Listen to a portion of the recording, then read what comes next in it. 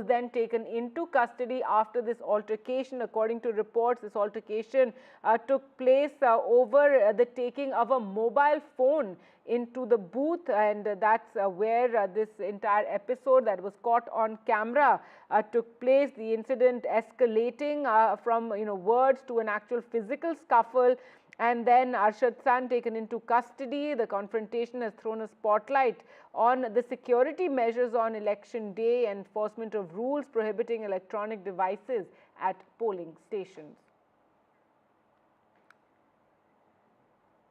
And staying with news from UP, and in another polling booth, you had another issue taking place of voters being turned away, and after complaints, the Election Commission really cracking the whip there, and cops have been suspended after complaints were made that some voters were being turned away from the polling booth. This is something that the opposition has raised time and again, claiming that sometimes the police act in a particular way. And Akhilesh Yadav, Samajwadi Party chief, in fact, who highlighted this issue, then made an appeal to voters to go back to those polling booths and ensure that they cast their vote. जब से board पढ़ना शुरू हुआ है तब से शिकायत आना शुरू हो गई हैं। ये तमाम शिकायतें हम लोग कर चुके हैं।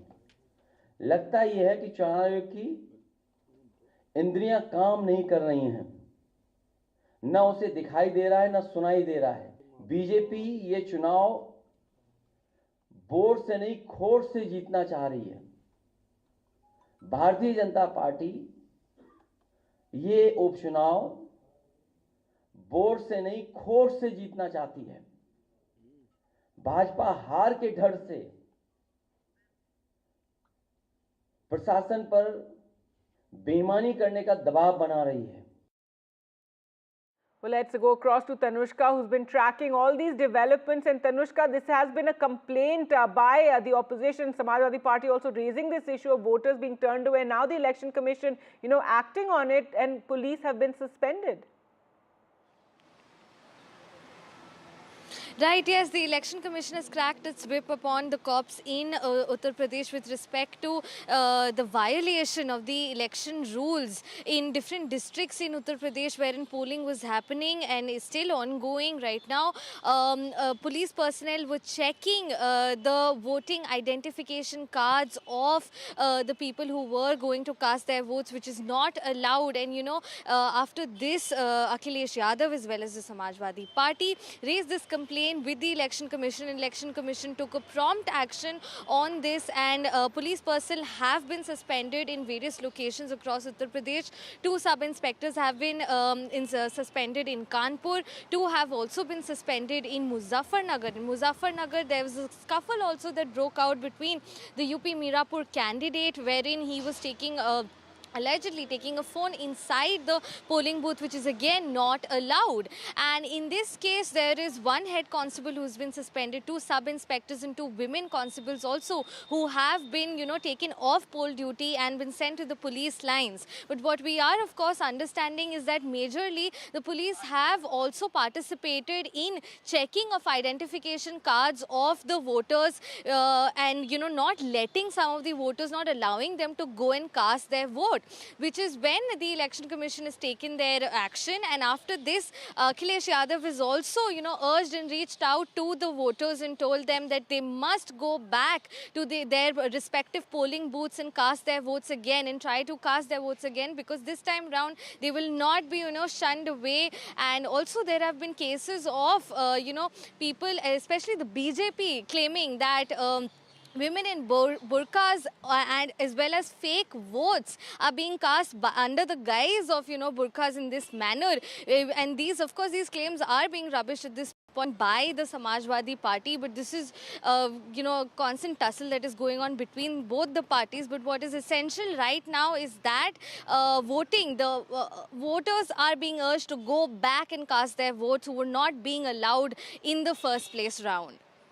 All right, Tanushka, thanks so much for joining us there with all the very latest, and Tanushka taking us through those controversies that have broken out through the day as polling is taking place in 9 constituencies in UP. Now, this is an election which is pivotal for both the ruling BJP and opposition Samajwadi Party, especially after the BJP setback in the recent Lok Sabha elections, also being seen as a litmus test for Akhilesh Yadav Samajwadi Party. Now, in these by-polls, the Congress is not contesting, it's just supporting the Samajwadi Party as part of the India bloc. 9 seats there: Mirapur, Kundarki, Ghaziabad, Khair, Karhal, Sishamao, Phulpur and Katehari, as well as Majavan, are seeing polling taking place today. We'll continue to track all those developments. Also polling underway in Maharashtra and Jharkhand as well. We'll continue to bring you all the very latest. For the moment, slipping into a short break. More updates coming up on the other side.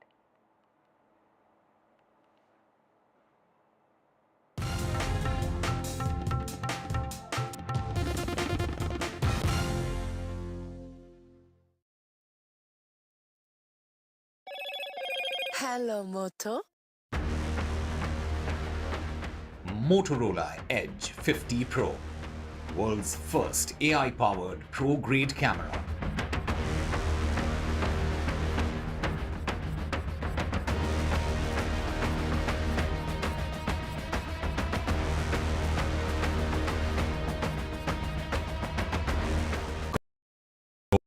Stay informed and entertained with the new and updated NDTV News app.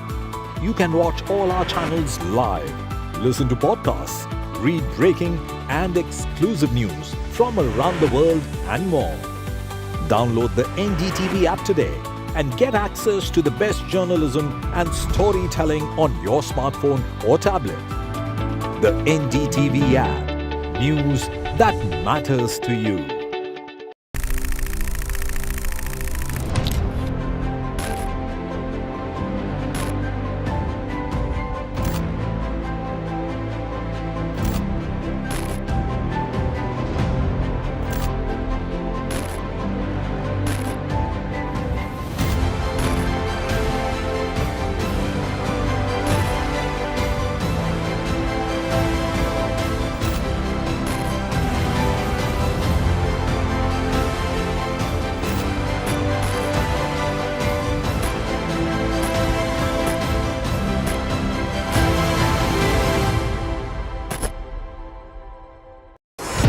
NDTV proudly upholds its legacy of trust and credibility. According to the prestigious Reuters Institute's Digital News Report 2024, NDTV is the top-most news platform in the country. Number 1 in both online and offline reach in India, beating all its competition. NDTV stands for trust. Hello and welcome to India Sense, where I speak with global opinion makers. The United States has made a strategic decision over the last 20 years to move closer to India. So a $7 trillion economy seems a perfectly conceivable number. If you want to be a national party, it's that you sort of accept the way the world is rather than want to endlessly hark back to how it was. Modi is promoting the digitization of the economy, which is accelerating growth in the country. I want to thank the American people for the extraordinary honor of being elected your 47th president. Donald triumphs. What does Trump's win mean for America, for the world, for the wars, and for India-US relations? Non-stop coverage on NDTV. Top analysts and voices from the ground. Extensive coverage on NDTV.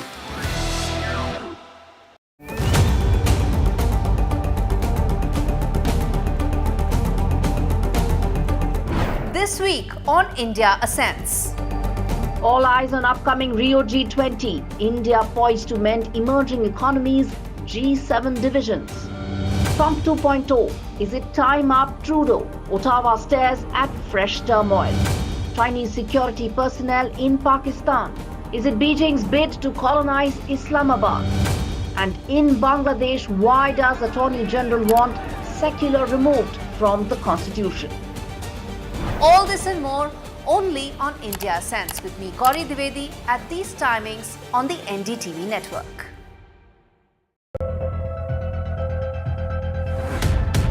We reached an agreement on petroling. We have gone back to where the situation was in 2020, and we can say with that the disengagement process with China, you can say, has been completed. The understanding, to my knowledge, is that we will be able to do the petroling which we were doing in 2020.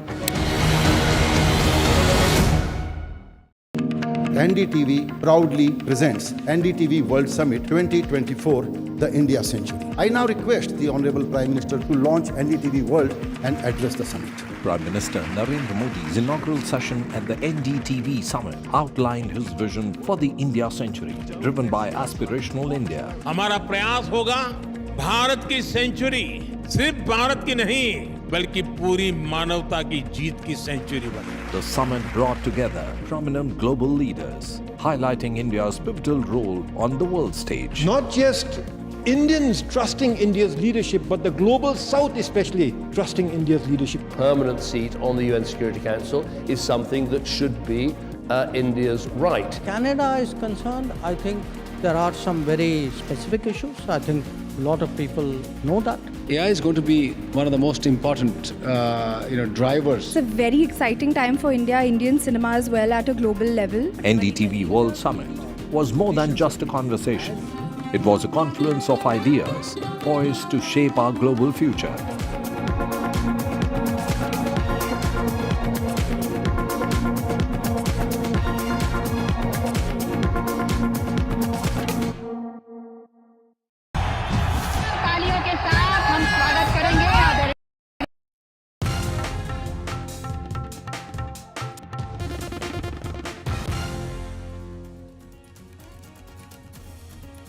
The big battle for Maharashtra, it's the Mahayuti versus the Mahavikas Aghadi. In Mumbai, there's a 39.34% voter turnout till 3 p.m. Clearly a day of reckoning in Maharashtra and in Jharkhand. In Maharashtra, there is the voter turnout, which is now going up. In Jharkhand, it's 61.47% till 3 p.m.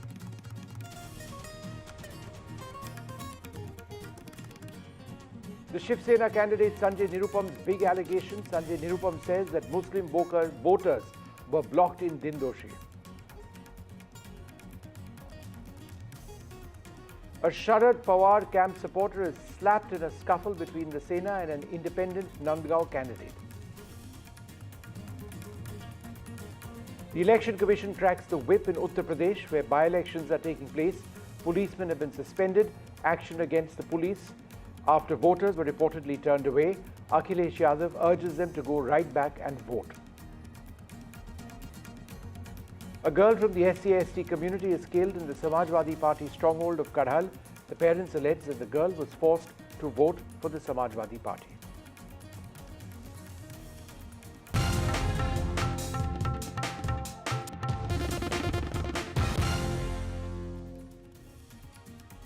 Good afternoon. The big story, the Maharashtra Assembly election polling is well underway. Also, the polling in this phase in Jharkhand. In Maharashtra, the ruling BJP-led Mahayuti alliance is vying to retain power, and the Mahavikas Aghadi or MVA combine is hoping for a strong comeback. The Mumbai voter turnout till 3 p.m. was under 40%. Key leaders in the race include the Chief Minister Eknath Shinde contesting from the Kopri Pakhadi and seat, and the Deputy Chief Minister Devendra Fadnavis defending his stronghold in Nagpur Southwest. The NCP leader and Deputy Chief Minister Ajit Pawar is seeking to retain the family bastion of Baramati. Various factors like OBC consolidation, Maratha reservation, and the impact of cash doles like the Ladki Bahin Yojana that could significantly influence the fortunes and outcome for the incumbent BJP-led Mahayuti and the Congress-led Mahavikas Aghadi that is trying to wrest power. Those are some of the key issues this time around. Meanwhile, the news coming in is of a scuffle between Shiv Sena and an independent candidate in Nandgaon. Let's just bring you the very latest on this. In fact, a fierce confrontation, as you can see, erupted between the Shiv Sena Suhas Kande and the independent candidate Samir Bhujbal regarding voter identification at a polling station in the Nashik district. The situation was brought under control after police and election authorities arrived at the location, ensuring that the voting process continued uninterrupted. The dispute occurred at a polling center in Nandgaon Assembly constituency when Chhagan Bhujbal questioned the legitimacy of certain voters in the area, leading to these clashes.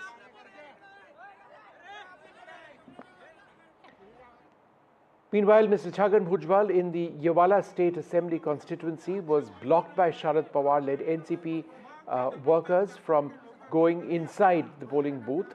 They objected and questioned how Mr. Bhujbal can visit the polling booth on several occasions.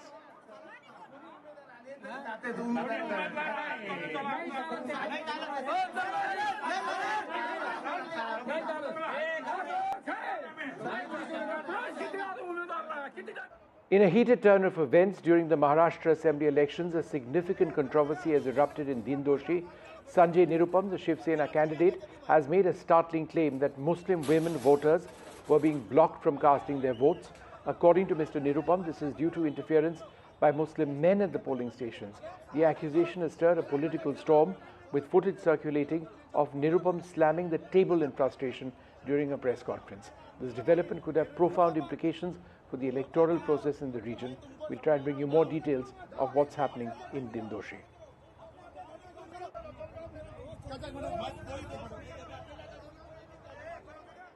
There have also been tensions which have flared in Maharashtra's political arena as supporters of the Ajit Pawar and Sharad Pawar factions within the Nationalist Congress Party, the NCP, came to blows.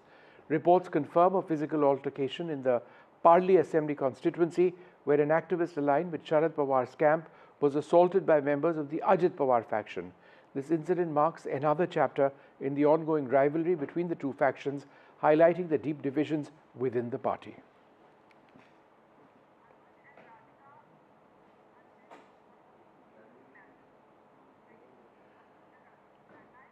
My colleagues Anuj Raite and Radhika join me now for more on these clashes taking place. Anuj, where you're reporting, can you give us an idea of the clashes which have been reported, how the Election Commission is reacting? I'll tell you about the clashes in North Maharashtra, especially in Nashik district, where we are seeing that two Bhujbal family members found themselves in some precarious situation against their opponents. Firstly, in Nandgaon constituency, we see Samir Bhujbal, who's fighting as an independent candidate. He's also a rebel candidate who was denied a ticket, and then he threw his hat into the ring as an independent candidate, has got a substantial hold. He's a former MP of Nashik region, and he is making it a three-way fight, and his prime opponent would be the incumbent MLA there, that is Suhas Kande, who is a Shinde Shiv Sena member.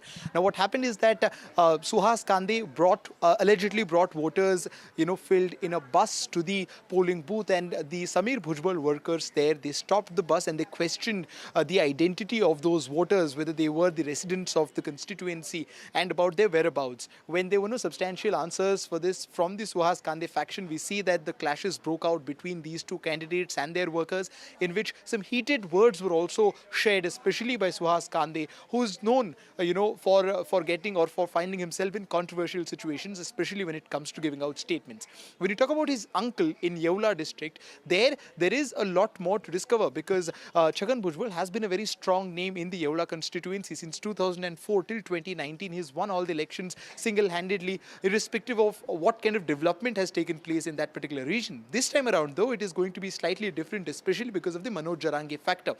Chhagan Bhujbal is the only leader from the top brass of Maharashtra's politics who's spoken directly against Manoj Jarange Patil. On a couple of occasions, he said sentences we'll talk about or the statements which have not later on. really I just want to know a little bit about the clashes. Let me go straight across to Radhika also on this.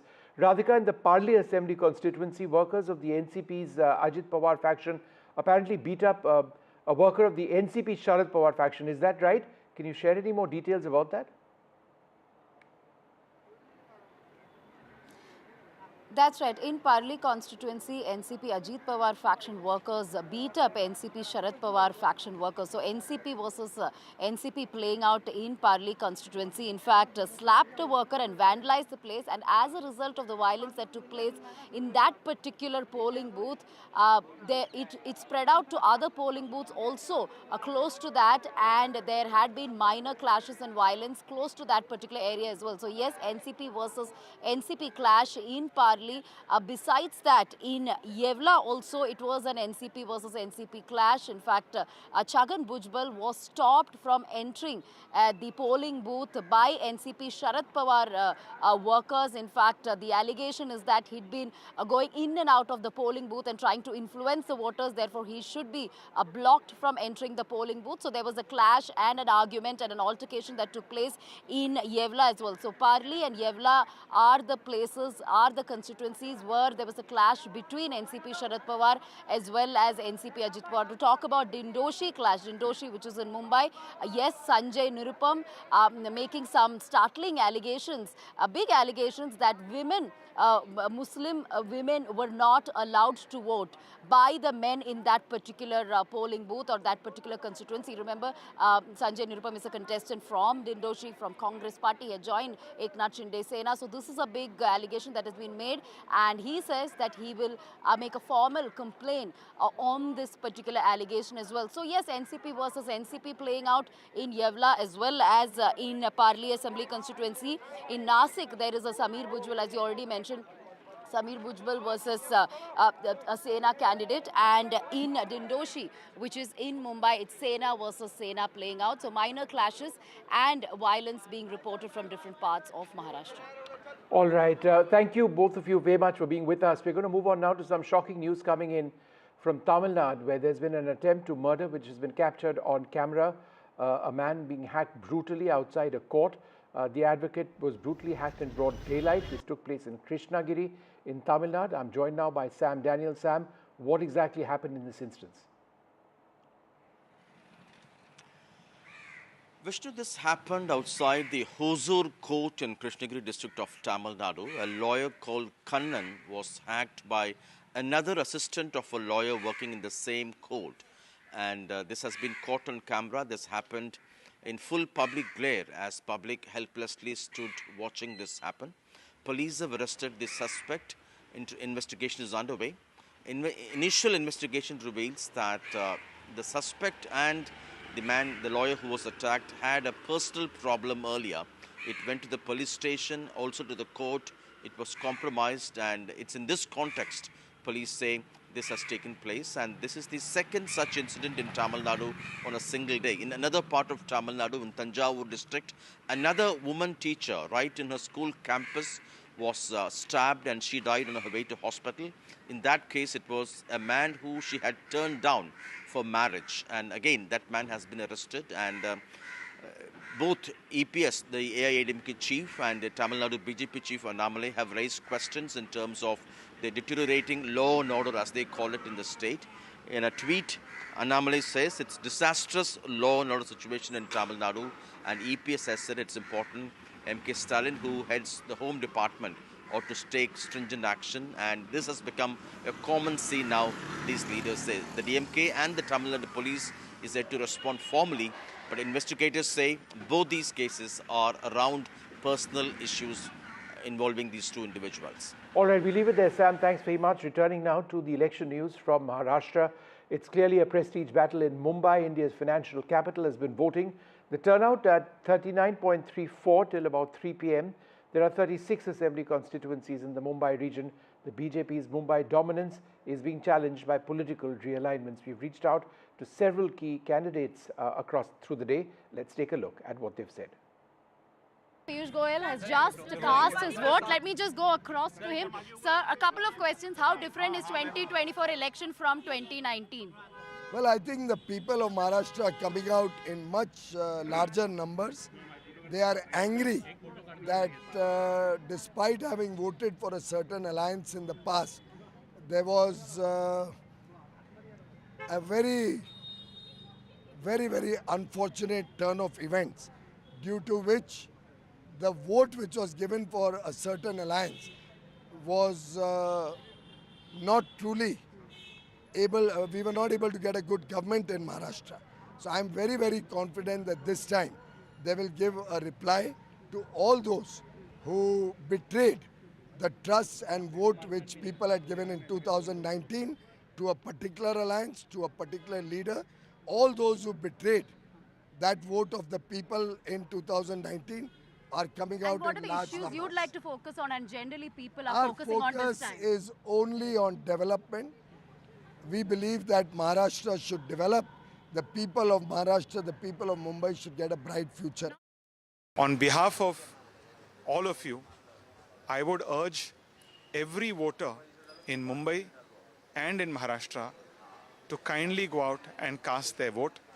Vote for leaders, parties, alliances that have worked for you and will work for you in the future. I'm confident voter turnout in Mumbai will increase. Even in the Lok Sabha, early trends were not encouraging. They will be better. आज बहुत ही लोकशाही का एक पवित्र दिन है। ये उत्सव है, ये लोकशाही को समृद्ध और मजबूत करने वाला उत्सव है। इसमें सभी ने मिलकर इस उत्सव में सहभागी होना चाहिए, सभी ने वोट करना चाहिए। 2019 में क्या हुआ था लोग आज भूले नहीं है। लोगों का मैंडेट क्या था, और लोगों का मैंडेट था महायुति, जनता का मैंडेट था महायुति, लेकिन सरकार महायुति की नहीं बनी, इसलिए वो लोगों के ध्यान में है पूरी तरह। और 2.5 साल का कार्यकाल भी देखा है उन्होंने, और हमारे 2.5 साल का भी देखा है, और इसलिए हमारे 2.5 साल में एक तरफ विकास, जो विकास को रोका था हमने उसको शुरू किया। देखो, महाराष्ट्र में कांग्रेस की लीडरशिप में ही सरकार महाविकास आघाड़ी की बनेगी। उस तरह से जो मतदान का जो रुझान आ रहा है, कॉल आ रहा है, जो लोग मतदान के लिए जा रहे हैं, तो उसके आधार पर राज्य में कांग्रेस की सबसे ज़्यादा कैंडिडेट चुन के आएंगे और महाविकास आघाड़ी की सरकार आएंगी, इसमें कोई दो मत नहीं है। आपने देखा होगा कि कल भारतीय जनता पार्टी के राष्ट्रीय महासचिव विनोद तावड़े ये पैसे बांटते हुए पकड़े गए। बीजेपी आज पैसे बांटकर और दारू बांटकर चुनाव जीतना चाहते हैं, तो ये क्या नोट जिहाद है या दारू जिहाद है? आपका मुख्यमंत्री हो रहा है क्या महाराष्ट्र में? बिल्कुल महाविकास आघाड़ी का मुख्यमंत्री होगा। We have with us Union Minister Nitin Gadkari ji. Sir, how confident are you about the prospects of BJP in Maharashtra and especially in Vidarbha? I am 100% confident at any cost. 100% it is favor to BJP, and with the positivity and for the development, the people of Vidarbha will vote for BJP and Mahayuti. That I am very much confident about it. But during the last elections, we have seen, the performance of the BJP was not at, what used to be. So what was the reason during the last election? At that time, the voter was confused by Congress party, and they creating confusion in the mind of the people about the constitution. And their argument was that if the BJP will get 400 seats, they will change the constitution of Baba Sahib. And that was the argument. We don't want to change the constitution. We are very much committed for that. By the time, particularly in Raebareli, when Indira Ji got elected, after that the High Court, Allahabad, had taken the decision against them. That time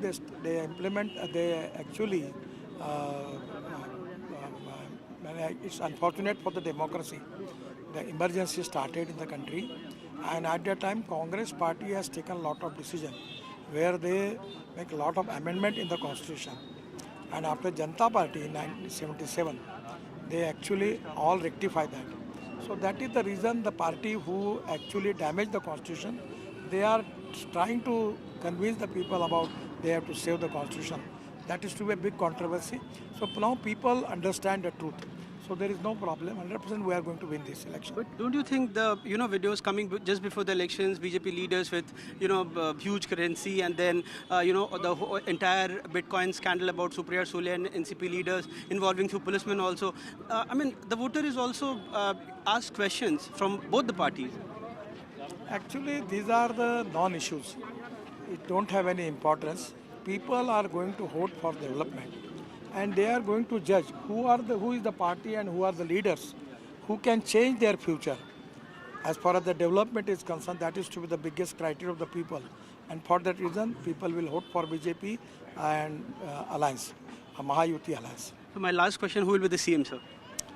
It is to be elected, representative are going to decide about it. सभी महाराष्ट्र के बहनों भाइयों को और विशेष रूप से हमारी लाडली बहनों को ये अपील करना चाहता हूं कि बहुत बड़े पैमाने पर वो वोट करें। जहां तक विनोद तावड़े जी का सवाल है, मैंने कल भी स्पष्ट कर दिया, न उन्होंने कोई पैसा बांटा, न उनके पास कोई पैसा मिला। जानबूझकर एक बवाल खड़ा करने का प्रयास किया गया।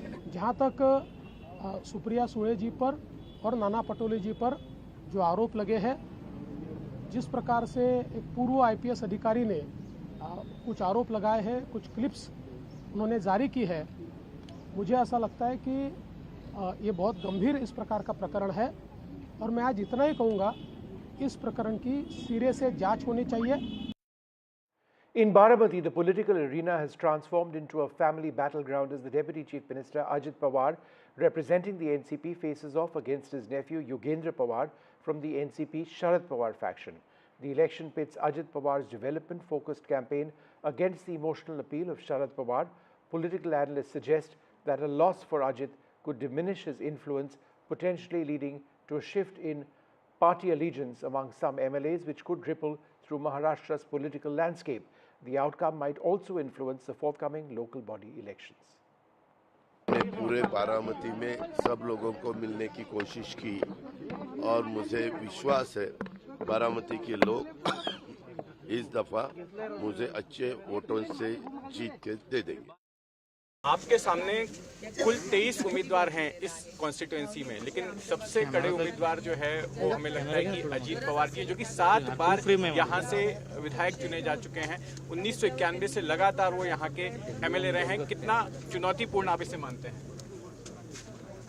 ठीक है, पर वो 7वीं इलेक्शन में पवार साहब की साथ थी, उनको पवार साहब का आशीर्वाद था, सपोर्ट था, इसलिए वो वहाँ अब तक जीत कर आए। आपका कहना है कि अब तक शरद पवार जी का आशीर्वाद था उनको, इसीलिए अब तक वो जीतते रहे। मतलब इसलिए उनको लोगों का भी आशीर्वाद मिलता था, पर अभी पवार साहब उनके साथ नहीं है, मतलब वही छोड़ के गए।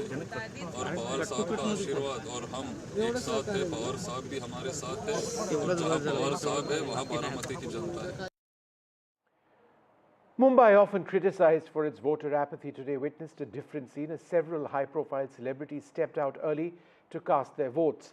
Bollywood stars such as Akshay Kumar and Rajkumar Rao led by example, demonstrating civic responsibility. Not just the glitz of the film industry, but cricket legend Sachin Tendulkar also made his presence felt at polling booths, signaling to the city's residents the importance of participating in the democratic process. Their actions today could serve as a catalyst for higher voter turnout in Mumbai, highlighting that every vote counts in shaping the future. While Mumbai is known for voter apathy, there were several celebrities who were seen among the early voters today, from Bollywood A-listers like Akshay Kumar and Rajkumar Rao to Sachin Tendulkar, among others. Well, I think let's forget the issues, and right now it's voting day and it's your birthright. You have to come and vote. So please vote, and if you haven't, it's open till, especially the Palial place is open till 8 p.m. So please come and cast your vote. मैं appeal करती हूँ सब लोगों से, जितनी भी जनता इस area में है, आपके घर के पास है ये वोट देने का, आप जरूर वोट देने के लिए आइए और वोट दीजिए। ये आपका हक है, आपका ड्यूटी है वोट देना, ताकि आप अपना हक जता सकते हैं अपने सरकार के साथ। सही पार्टी को आप चुनकर वोट दीजिए।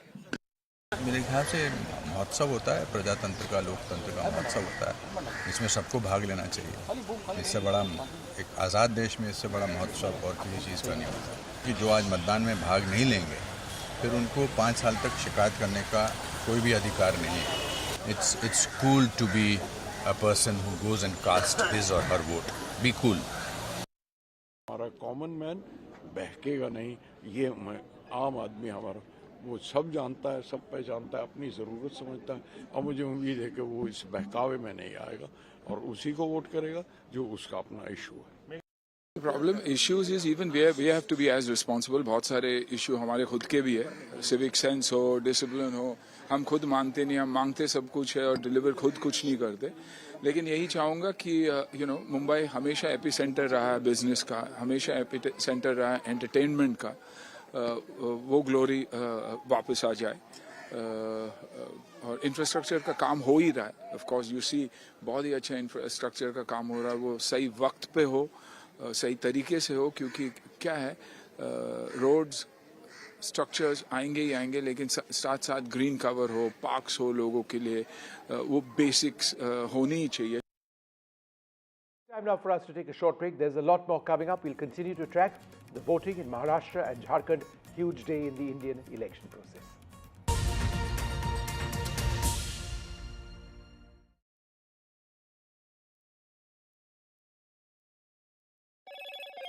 Hello, Moto.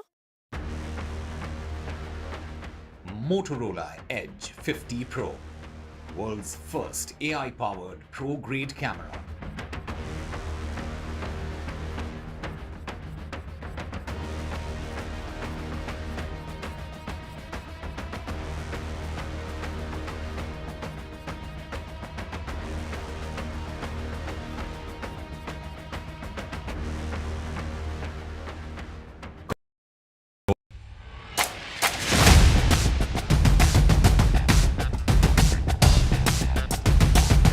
The last elections of 2024.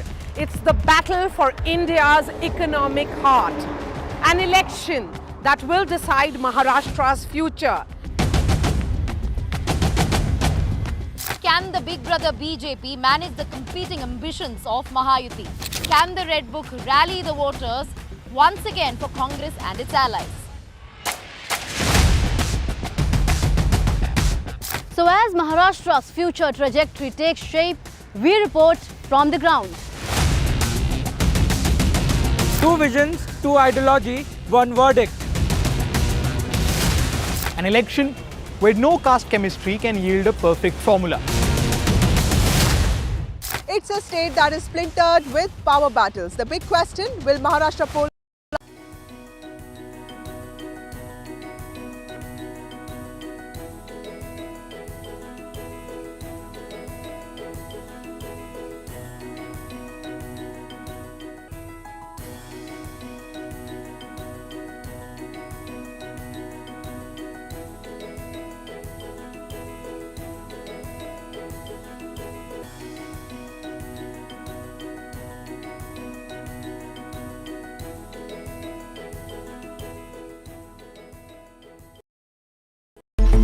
It's a web of frauds, calls, luring emails, threatening messages. Cyber frauds have cast their net wide and everyone is at risk.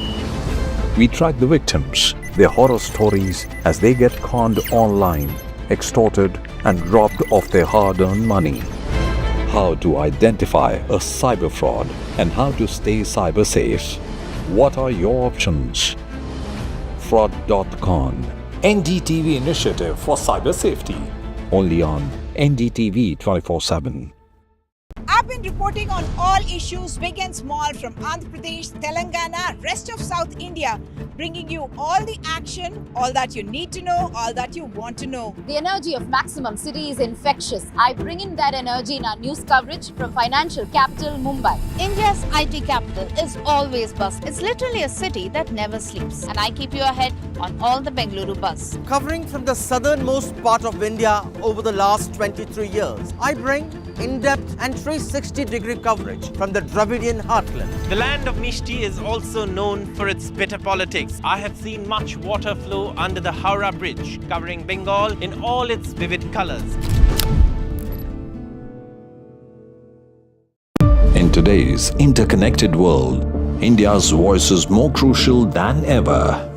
When India speaks, the world listens. At NDTV World, we are that voice, bringing you intelligent and insightful news from India and beyond.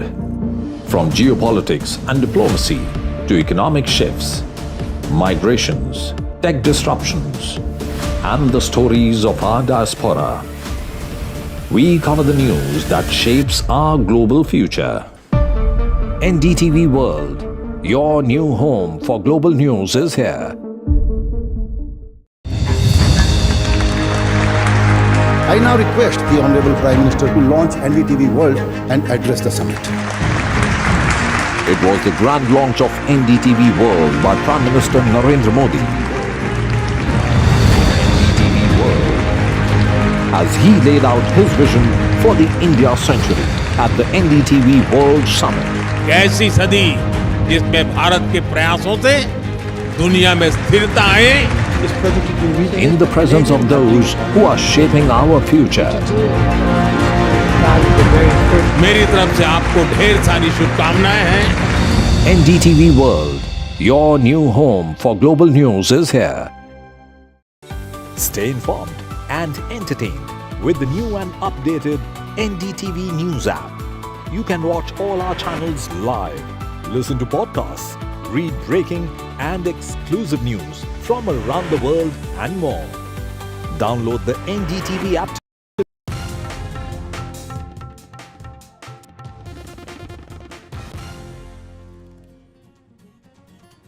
Welcome back. As polling is underway for bypolls across 9 constituencies in Uttar Pradesh, a massive controversy has broken out. The body of a Dalit girl was found near Kanjara River Bridge in Uttar Pradesh's Kadhal, where voting has been underway for the bypoll. The death has taken a political turn, with the family of the deceased alleging that their daughter was murdered for supporting the BJP and deciding against voting for the Samajwadi Party. The girl was from the SC/ST community and allegedly raped and killed in this area. बिटिया कह रही थी हम BJP में फूले vote दिए, मेरी colony बनवाई, तो जो वो लोग साइकिल में वोट डाल के नहीं डाल रहे, तो हमारे की तो हम तो दिखाई तू मर गया तो दुर्गिया तरनाव तो दुर्गिया को मर गया तो बनाइए हम कल नहीं लगो 12 और 1 बजे के बीच में डालने को वोट साइकिल में कहाँ पे अपने जब नदिया में डेड बॉडी मिली। लला की हालत किस बात को लेकर इतनी बात के ऊपर है, बता रहे बाने जगह हम किसी से डरते नहीं, मैं कमल में वोट देंगे, मैं किसी को नहीं देंगे। बाने कही तू दुर्गिया है तो चुरगिया बना दी, कल वोट डाल के देख ली तू मैया की लाल और बस जाए पकड़ ली। मैं जब विश्वास मनते माय नेताजी के द्वारा वारे बेटी हुई है पालक दे बेटी राती। एक युवती कल शाम से गायब हो गई थी और उसमें 2 लोगों पे आरोप था कि इन लोगों ने अपहरण किया है, तो तत्काल उन दोनों आरोपियों को पुलिस हिरासत में ले लिया गया है और युवती का शव मिला है, उसको पंचायतनामा पोस्टमार्टम की कार्रवाई कराई जा रही है और उनसे तहरीर प्राप्त की जा रही है और इसमें पूरी सख्ती जो भी दोषी हैं उनको कड़ी कार्रवाई उनके खिलाफ की। In a surprising turn of events at the polling booth in Uttar Pradesh's Mirpur district, a scuffle broke out between supporters of the AIMIM candidate Arshad Rana and local police. The incident escalated when Arshad's son was taken into custody after an altercation sparked by an attempt to bring a mobile phone into the voting area. This confrontation has thrown a spotlight on election day security measures and the enforcement of rules prohibiting electronic devices at polling stations.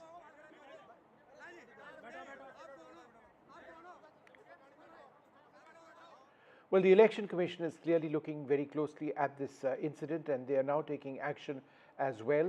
The action follows the complaints which we're receiving of voters who have complained of harassment. Policemen have been suspended after complaints. Akhilesh Yadav has now urged voters to go back to vote. At some places, voters were turned away. जब से vote पड़ना शुरू हुआ है, तब से शिकायत आना शुरू हो गई हैं। ये तमाम शिकायतें हम लोग कर चुके हैं। लगता यह है कि चुनाव आयोग की इंद्रियां काम नहीं कर रही हैं, न उसे दिखाई दे रहा है न सुनाई दे रहा है। बीजेपी ये चुनाव वोट से नहीं खोट से जीतना चाह रही है। भारतीय जनता पार्टी ये उपचुनाव वोट से नहीं खोट से जीतना चाहती है। भाजपा हार के डर से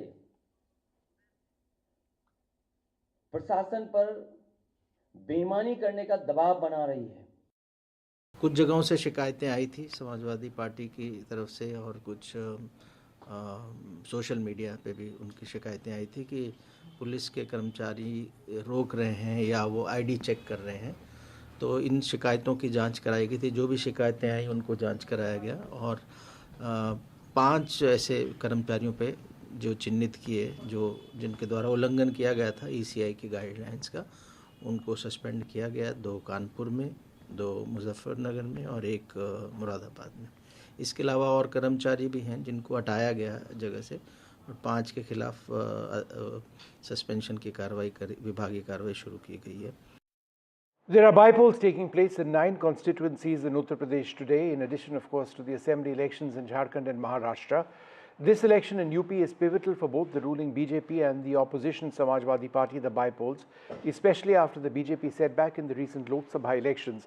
It's also being seen as a litmus test for Akhilesh Yadav's Samajwadi Party. Remember, the Congress is not contesting these polls, but is supporting the Samajwadi Party as part of the India bloc. 9 seats in Uttar Pradesh: Mirapur, Kundargi, Ghaziabad, Kher, Kadhal, Sishamao, Phulpur, Katehari and Majhawan are up for these by-polls. Opposing candidate प्रत्याशी है सिंगराज जाटव, उनका ये कहना है कि ये जो line पार areas है, अभी जैसे कि हम प्रताप विहार में है, यहाँ पर बीजेपी का उतना स्ट्रॉन्ग होल्ड नहीं है। इस पर आपका क्या रिस्पांस रहेगा कि अंडरस्टैंडिंग नहीं है लाइन पार एरियाज की? पता नहीं वो क्यों कह रहे हैं, वरना 2 पिछले चुनावों के 4 आंकड़े उठाकर देख लीजिए। हमेशा भारतीय जनता पार्टी यहाँ से बहुत आगे रही है, और इस बार भी मुझे लगता है कि जो वोट पड़ेगा उसमें 70 से 75% वोट भारतीय जनता पार्टी को पड़ने वाला है। कौन से मेन मुद्दे हैं सर जिस पे आप मतलब इफ इलेक्टेड आप काम करने का सोचोगे? ऐसे कौन से 3 मेन मुद्दे होंगे जो गाजियाबाद में आपको लगता है कि ज़रूरत है काम की? देखिए, काम की आवश्यकता तो हमेशा रहती है। ये लोग जानबूझकर लाइन पार क्षेत्र आप देखिए इतना डेवलप हो चुका है, और इस क्षेत्र में पूरे गाजियाबाद में सबसे महंगी ज़मीन है, क्योंकि इसकी कनेक्टिविटी इतनी अच्छी है। सामने नोएडा है, 15 मिनट पर दिल्ली है, आधा घंटे पर मेरठ है, 2 मिनट में गाजियाबाद है। सबसे अच्छी कनेक्टिविटी वाला ये क्षेत्र है। इस क्षेत्र का विकास जितना हुआ है पिछले भाजपा की सरकारों में, उतना किसी क्षेत्र का नहीं हुआ है। ये लोग केवल एक सिंपैथी लेते हुए लाइन पार। अब ये लाइन पार नहीं है, अब ये गाजियाबाद साउथ है। सर, आप यहाँ पर सिटिंग एमएलए जो थे, आपकी क्या समझ है इस बार इलेक्शन से कि यहाँ पे जो वोटिंग डेमोग्राफिक अभी है और जो वोट शेयर है दलित्स का भी, एससी कम्युनिटी का भी? देखिए, बहुत सारे लोगों को, जो लोग दलित हैं, पिछड़े हैं, उनको बहकाया जाता है, और क्योंकि वो लोग भोले भाले होते हैं तो कई बार उन्हें कास्टिज्म के जाल में उलझा दिया जाता है। उसका असर तो रहेगा है, लेकिन नरेंद्र मोदी के आने के बाद बहुत बड़ी मात्रा में लोगों ने अब देश के लिए, विकास के लिए वोट देना शुरू किया है। तभी आज नरेंद्र मोदी प्रधानमंत्री हैं, और तभी आज योगी जी दोबारा मुख्यमंत्री हैं। सर, अभी जो इलेक्शंस हो रहे हैं, वोटिंग हो रही है, सपा का ये कहना है कि ईवीएम में मैल फंक्शंस हो रहे हैं, और ये गाजियाबाद में ही कई बूथ्स पर हो रहे हैं। ऐसा है कि वो लोग फिर से लोगों को बहकाना चाहते हैं। जब चुनाव आयोग ईवीएम की मशीन रख करके ये पूछता है कि इसमें मेल फंक्शन करके दिखाओ, आप किसी भी तरीके से करके दिखाओ, जब उसमें हो ही नहीं सकता तो कोई कैसे कर देगा मेल फंक्शन? ठीक है। और ये गाजियाबाद जो है, सिर्फ एक बार अगर छोड़ दिया जाए तो करीब 1989 से लगातार लोकसभा सीट जीतता हुआ है, और विधानसभा की सीट हमने एक बार लूज़ करी है, वरना विधानसभा भी हम जीतते हैं। तो उस टाइम पर तो ईवीएम भी नहीं थी। तो अब कुछ तो लोग कहेंगे, लोगों का काम है कहना। सर, यहाँ इस कॉन्स्टिट्यूएंसी में बीजेपी का इससे पहले हमेशा जीत रही है, इसको आप कैसे देखते हो? क्या मेन मुद्दे हैं जिस पर काम लगता है आपको होना चाहिए?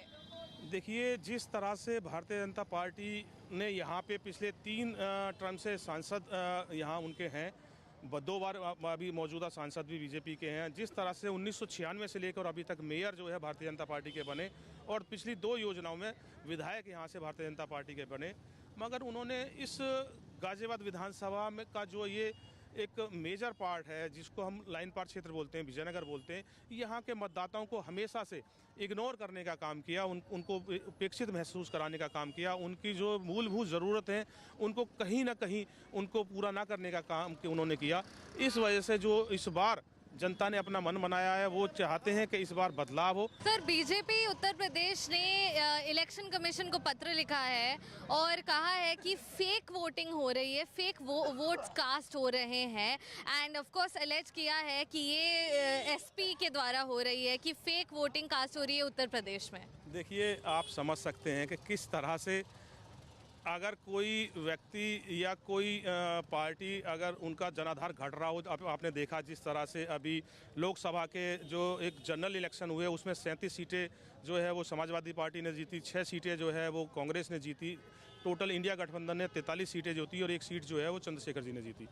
तो 80 में से 44 सीट जब उनके हाथ से निकली हैं तो उनको अब कहीं ना कहीं एहसास होने लगा है कि जो अभी तक वो धर्म और जाति की राजनीति करते थे, जिस तरह से वो हिंदू मुसलमान की राजनीति करते थे, जिस तरह से वो मंदिर और मस्जिद की राजनीति करते थे, अब लोग उससे कहीं ना कहीं तंग आ चुके हैं। अब वो कहते हैं कि हमें रोजगार चाहिए, हमें व्यापार चाहिए, हमें विकास चाहिए, डेवलपमेंट चाहिए।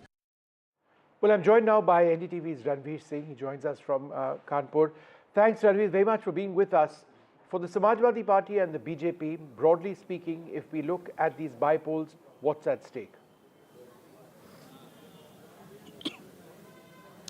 This election is just a fight between Samajwadi Party and Bharatiya Janata Party, and a clear war of word can be seen. I'm here in Kanpur, and if we talk about all 9 seats which is witnessing voting for by-polls, the most controversial seat was Mirapur because stone pelting occurred.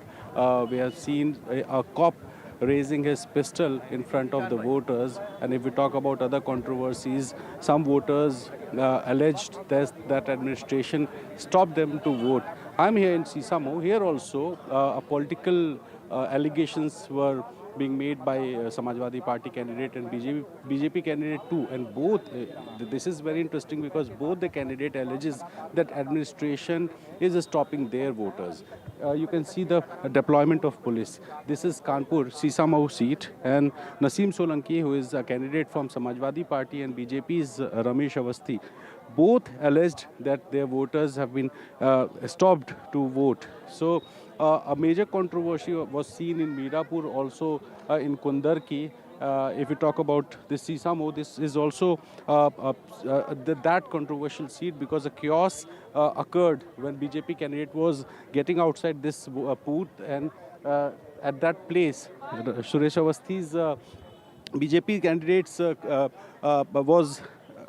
was alleging that stone pelting, someone thrown a stone on his car. So he was all set to stage a dharna, but police talked to him and convinced him that he should not be raise any type of controversy during the voting. So if we talk about overall 9 seats, Akhilesh Yadav, he convened a press conference and alleges that this election is not free and fair because administration is working like a BJP worker. So these kind of allegations were being made and by Akhilesh Yadav, and if we talk about BJP President Bhupen Singh Chaudhary, he also alleged Samajwadi Party that Samajwadi Party workers were trying to disturb the vote. So that's why you can see this paramilitary, also policemen, they were deployed, and the voting is almost ending because the timing of voting is 7 to 5. So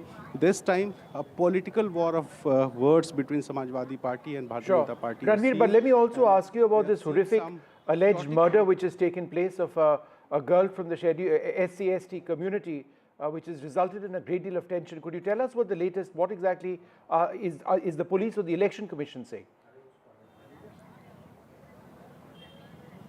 A dead body of a young lady who belongs to a scheduled class was found in a sack in Karhal, which is witnessing voting today. So BJP alleged that not only BJP but the family members of the deceased, they all claimed that a man who came to her residence 3 days back and asked whom she will vote, and she replied that she will vote for BJP because of Pradhan Mantri Awas Yojana's, she was a beneficiary. So he asked that if she will vote for BJP, then she have to face some consequences, and that's why the family alleged that yesterday she was being kidnapped and today her dead body was recovered in a sack. So police is claiming that both the accused are in custody and the interrogation is going on. But as far as political war, Samajwadi Party, obviously, they denied these kind of allegation, and they said that this is just a political gimmick by Bharatiya Janata Party, while BJP's chief Bhupen Chaudhary, he said that Samajwadi Party is nervous, Samajwadi Party is frustrated, and that's why just for a vote they are even killing someone. So, all right, Ranveer, we'll leave it over there. It's time for us to take a short break. We'll come back and track this story closely. A lot more coming up. Do stay tuned.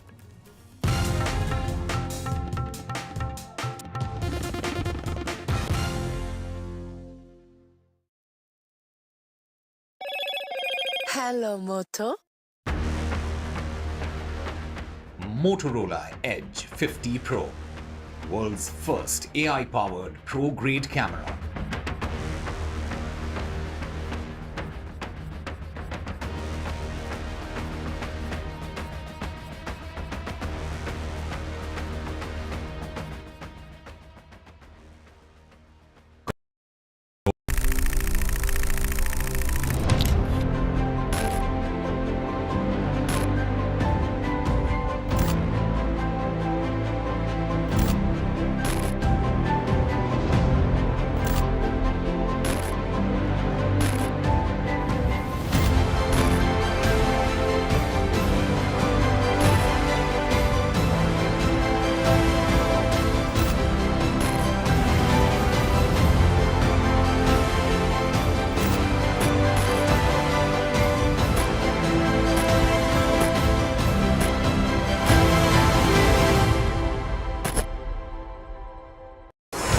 NDTV proudly upholds its legacy of trust and credibility. According to the prestigious Reuters Institute's Digital News Report 2024, NDTV is the top-most news platform in the country. Number 1 in both online and offline reach in India. Beating all its competition, NDTV stands for trust. Hello and welcome to India Sense, where I speak with global opinion makers. The United States has made a strategic decision over the last 20 years to move closer to India. So a $7 trillion economy seems a perfectly conceivable number. If you want to be a national party, it's that you sort of accept the way the world is rather than want to endlessly hark back to how it was. Modi is promoting the digitization of the economy, which is accelerating growth in the country. I want to thank the American people for the extraordinary honor of being elected your 47th president. Donald triumphs. What does Trump's win mean for America, for the world, for the wars, and for India-US relations? Non-stop coverage on NDTV. Top analysts and voices from the ground. Extensive coverage on NDTV.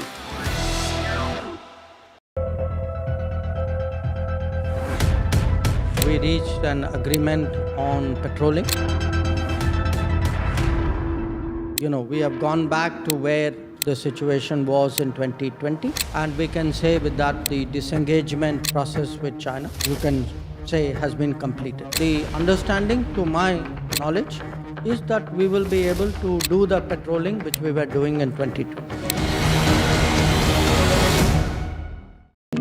NDTV proudly presents NDTV World Summit 2024, the India Century. I now request the Honorable Prime Minister to launch NDTV World and address the summit. Prime Minister Narendra Modi's inaugural session at the NDTV Summit outlined his vision for the India Century, driven by aspirational India. हमारा प्रयास होगा भारत की century सिर्फ भारत की नहीं बल्कि पूरी मानवता की जीत की सेंचुरी बने. The summit brought together prominent global leaders, highlighting India's pivotal role on the world stage. Not just Indians trusting India's leadership, but the global South especially trusting India's leadership. Permanent seat on the UN Security Council is something that should be India's right. Canada is concerned, I think there are some very specific issues. I think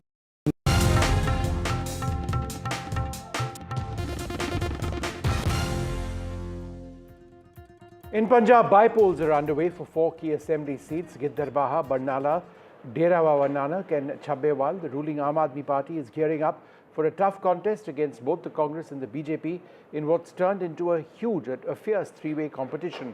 Previously, in the 2022 elections, the Congress secured 3 of these constituencies, with the Aam Aadmi Party holding only Barnala. The Giddarbaha seat is particularly in the spotlight, hosting a high-stakes battle among the Congress's Amrita Waring, the BJP's seasoned politician Manpreet Singh Badal and the Aam Aadmi Party's Hardeep Singh Dimpy Dhillon. हमारे साथ अमृता वड़िंग आइए उनसे बात कर रहे हैं। तो ma'am आज फाइनल डे है टेस्ट का, तो कैसे देख रहे हैं? बहुत अच्छा महसूस हो रहा है, बहुत अच्छा लग रहा है। फाइनली थोड़ी रिलैक्स्ड हूँ। जो आपके विरोधी हैं फॉर्मर फाइनेंस मिनिस्टर हैं, वहीं हम देख रहे हैं डिम्पी ढिल्लों हैं जो पहले अकाली दल से इलेक्शन लड़ चुके हैं, इस बार आम आदमी पार्टी से लड़ रहे हैं। एक तरह की सरकार है आपके पीछे, वो कह रहे हैं हम डेवलपमेंट के मुद्दे पे वोट मांग रहे हैं। तो कैसे देख रहे हैं आप अपोनेंट्स को? मैं देख नहीं रही हूँ, मैं ज़्यादा इस चीज़ को देख नहीं रही हूँ। जो काम किए हैं वो लोगों के बीच में हैं, लोगों के बीच में रह के किए हैं, एक शांति का माहौल दिया है, लेकिन उसके साथ साथ एक दहशत का माहौल ख़त्म किया। और वो लोग जानते हैं, मेरे कहने पे या किसी के कहने पे कहने की ज़रूरत नहीं है। जिन लोगों को ये शांति दी है ना, आप कृपया उनसे पूछिए जाके। एक डिम्पी ढिल्लों जो आपके ओपोनेंट है वो ये कह रहे हैं इस बार लोग लोकल कैंडिडेट को प्रेफर कर रहे हैं, कह रहे हैं आपकी तो वोट भी नहीं यहाँ पे, ना राजा वड़िंग की ना आपकी है। क्या फ़र्क पड़ता है? क्या फ़र्क पड़ता है?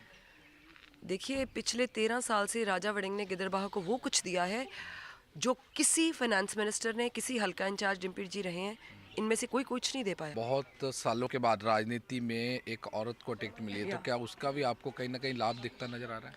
मुझे लाभ हो या ना हो, औरतों को लाभ जरूर होगा। ये औरतों की इलेक्शन है।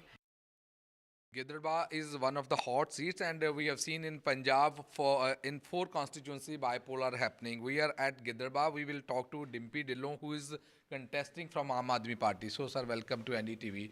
So, how do you see this campaign? And today voting has already been begun. So, how do you see the election? Elections are going normal. किसी भी अपना बूथ से कोई मेरे को अभी तक कोई प्रॉब्लम नहीं आई। Everything is normal. 7 बजे से 1 घंटा हो गया, अब वोटिंग चल रही है। तो क्या लग रहा है इस बार? हम देख रहे हैं कि राजा वड़िंग जो कांग्रेस के चीफ हैं, उनके वाइफ हैं आपके खिलाफ, वहीं फाइनेंस मिनिस्टर है मनप्रीत बादल। तो कैसे लग रहा है? क्योंकि लगातार कैंपेन हम देखते रहे, आप लोगों से रहे, क्या लग रहा है आपको? क्या सिचुएशन है ग्राउंड में? Sir, actually this is the contest Punjab Pradesh full Congress, Punjab Pradesh Congress, I mean to say, not only Raja Varding plus BJP, 2 बार के फाइनेंस मिनिस्टर वर्सेस पब्लिक। मैं तो पब्लिक का नुमाइंदा हूँ। ये इस बार है कॉन्टेस्ट। देखना ये है कि गिदड़बाहा जीतता है या ये लोग जीते हैं। It is Gidderbaha versus outsiders, दोनों ही बाहर के। कह रहे कि वोट सिर्फ डिम्पी ढिल्लों यहाँ कास्ट करेंगे, बाकी कोई मुक्तसर से आ रहा है, कोई बादल से आ रहा है। तो क्या लग रहा है कि ये समीकरण लोगों के मन में होंगे जब वोट डालेंगे? यही है, यही है समीकरण। यही मेन समीकरण ही है कि इस बार हमारा गिदड़बाहा जीतेगा, बाहर का नहीं जीतेगा। इस बार हमारी कैंपेन का मेन अपना इसी बात को हमने लेके टारगेट किया है कि गिदड़बाहा वर्सेस आउटसाइडर्स। सो आउटसाइडर्स को आउट करेंगे। तो डिम्पी ढिल्लों पहले अकाली दल में थे, बड़े नैरो मार्जिन से रह गए पिछली बार। तो क्या लग रहा है इस बार जो बहुत कम मार्जिन था, तो इस बार क्या बिल्कुल उल्ट होने वाला है? उम्मीद तो बहुत है जी। पब्लिक तो काफ़ी अच्छा रिस्पांस कर रही है और बहुत बड़ी उम्मीद है कि इस बार मेरा साथ देगी पब्लिक। क्या लगता है कि जो वोट डालने से पहले जो दिमाग में क्या मुद्दे हैं, या पार्टी है या कैंडिडेट है? कैंडिडेट को वोट, जो अच्छा कैंडिडेट हो वो उसको वोट देंगे। क्या दिमाग में क्या है? कैंडिडेट ही है मेन तो, और की डेवलपमेंट होनी चाहिए पंजाब की। या गिदड़बाहा कुछ मसले हैं, कुछ गिदड़बाहा के जैसे सीवरेज का है, फ्लाईओवर का है।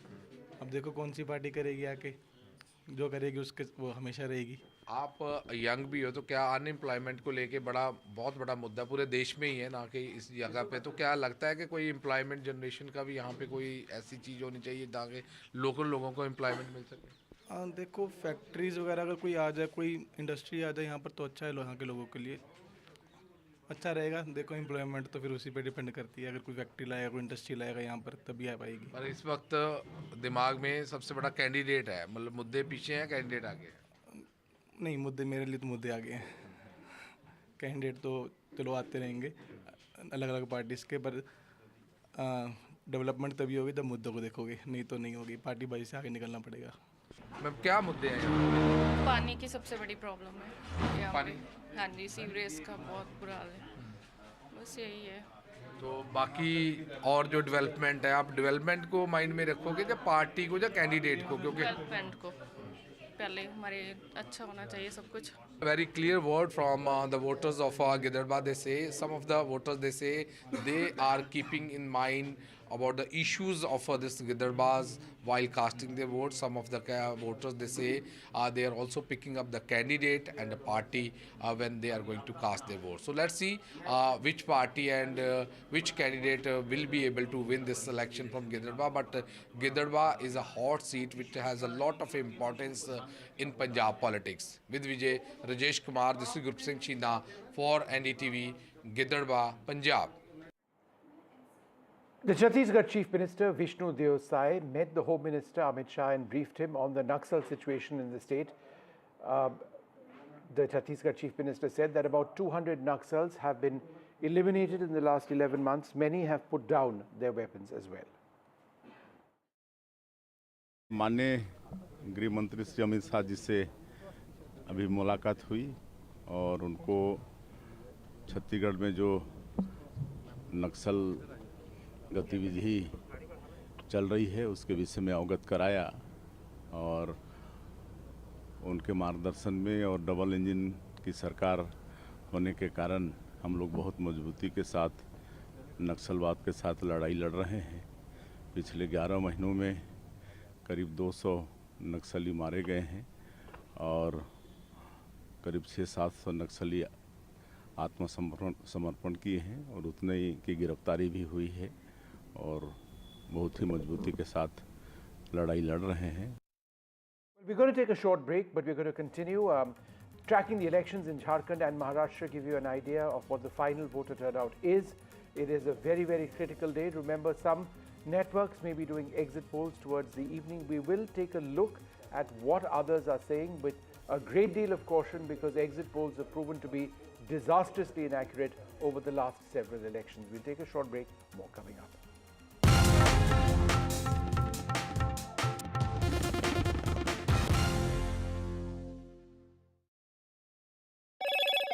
Hello, Moto. Motorola Edge 50 Pro, world's first AI-powered pro-grade camera.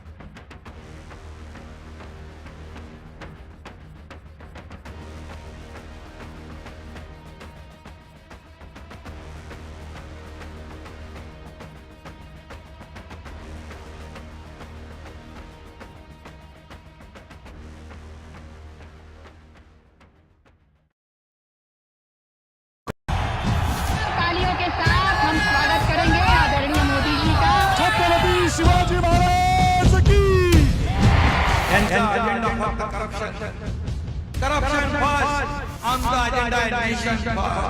घोषणा आणि जनतेचे पैसे लुटणं, कट कमिशन आणि करप्शनला आमच्याकडे थारा नाही, त्यांचा परिवारवाद आमचा महाराष्ट्रवाद। महाराष्ट्रामध्ये 1,75,000 जागा रिक्त आहेत, पण का भरत नाही? राज्याची जनतेच्या घमाच्या पैशाची तिजोरी लुटण्यासाठी हे सरकार आहे। पूर्वीच्या सरकारच्या काळामध्ये निधी देताना त्यांना असं वाटायचं की त्यांच्याच खिशातले पैसे चालले। शेतकऱ्यांना मोफत वीज देण्याचं काम आपल्या सरकारने सुरू केलं।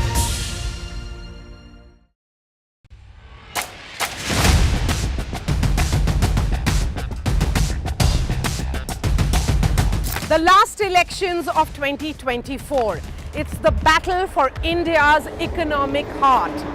An election that will decide Maharashtra's future. Can the big brother BJP manage the competing ambitions of Mahayuti? Can the Red Book rally the voters once again for Congress and its allies? So as Maharashtra's future trajectory takes shape, we report from the ground. Two visions, two ideology, one verdict. An election where no caste chemistry can yield a perfect formula. It's a state that is splintered with power battles. The big question, will Maharashtra poll outcome unify parties or divide them further? And who will emerge as Maharashtra's undisputed leader?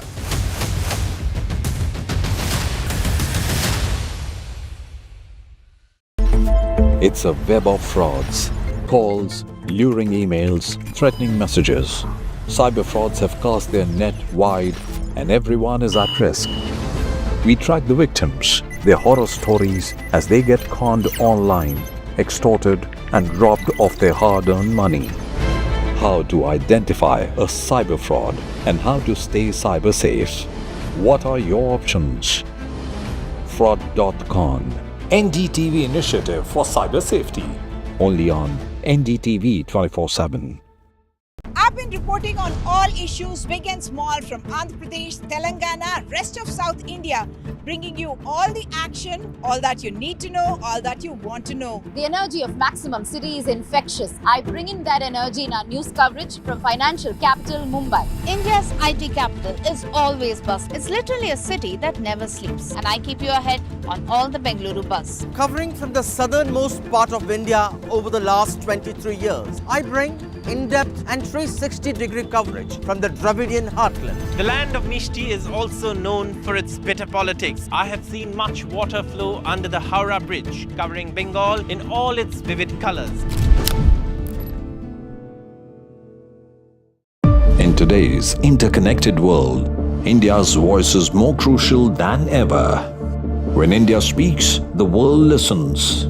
At NDTV World, we are that voice, bringing you intelligent and insightful news from India and beyond. From geopolitics and diplomacy to economic shifts.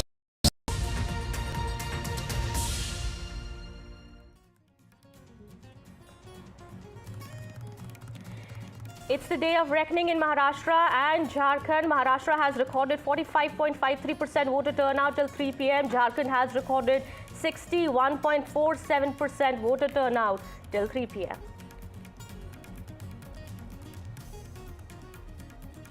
Voter apathy in Maharashtra's Mumbai continues.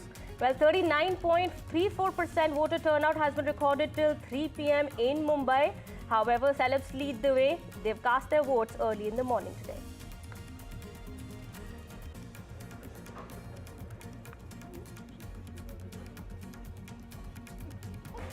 As Maharashtra votes in high-stakes battle, there was slow march on voting day in Pune, Nagpur and Nasik.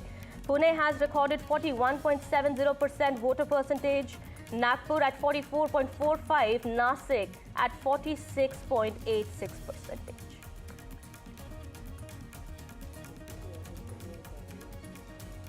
Clashes have also erupted in Maharashtra's Nasik and Parli. Sharad Pawar camp supporter was seen slabbed in Parli by another candidate. There was a scuffle also between Sena and independent Nandgaon candidate.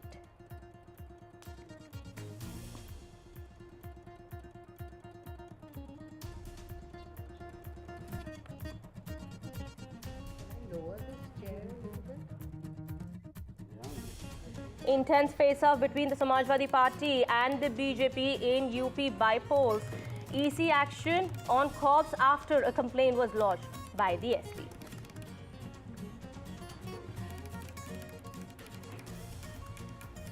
In Tamil Nadu, a lawyer was hacked in full public view. The assistant had brutally attacked the lawyer en route.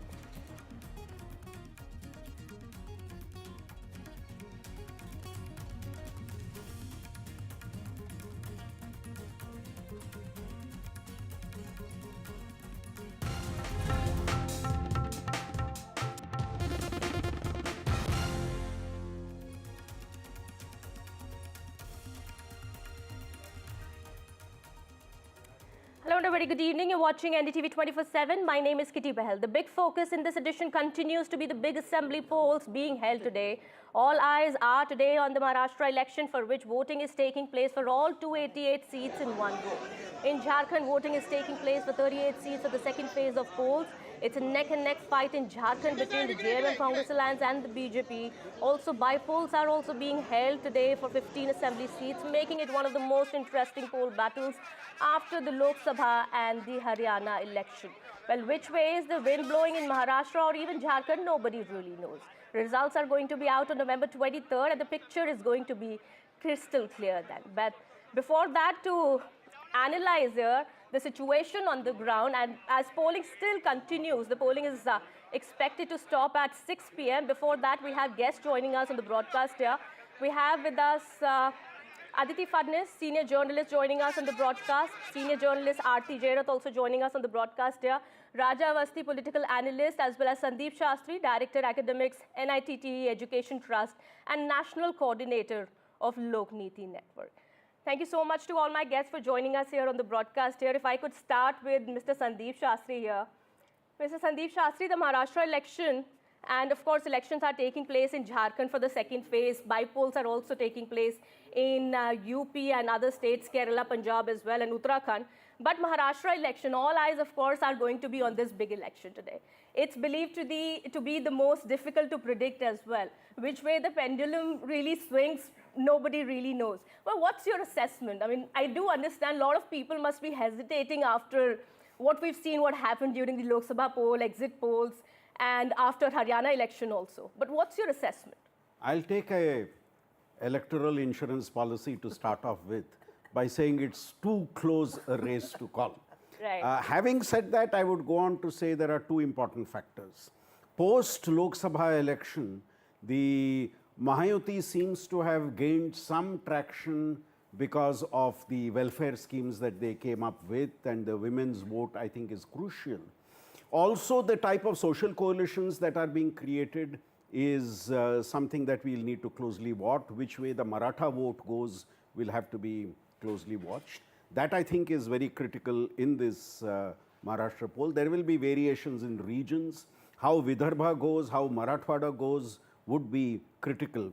And my final point, the Lok Sabha election demonstrated clearly the legitimacy of the NCP going towards the Sharad Pawar faction, because I think the other faction was truly routed.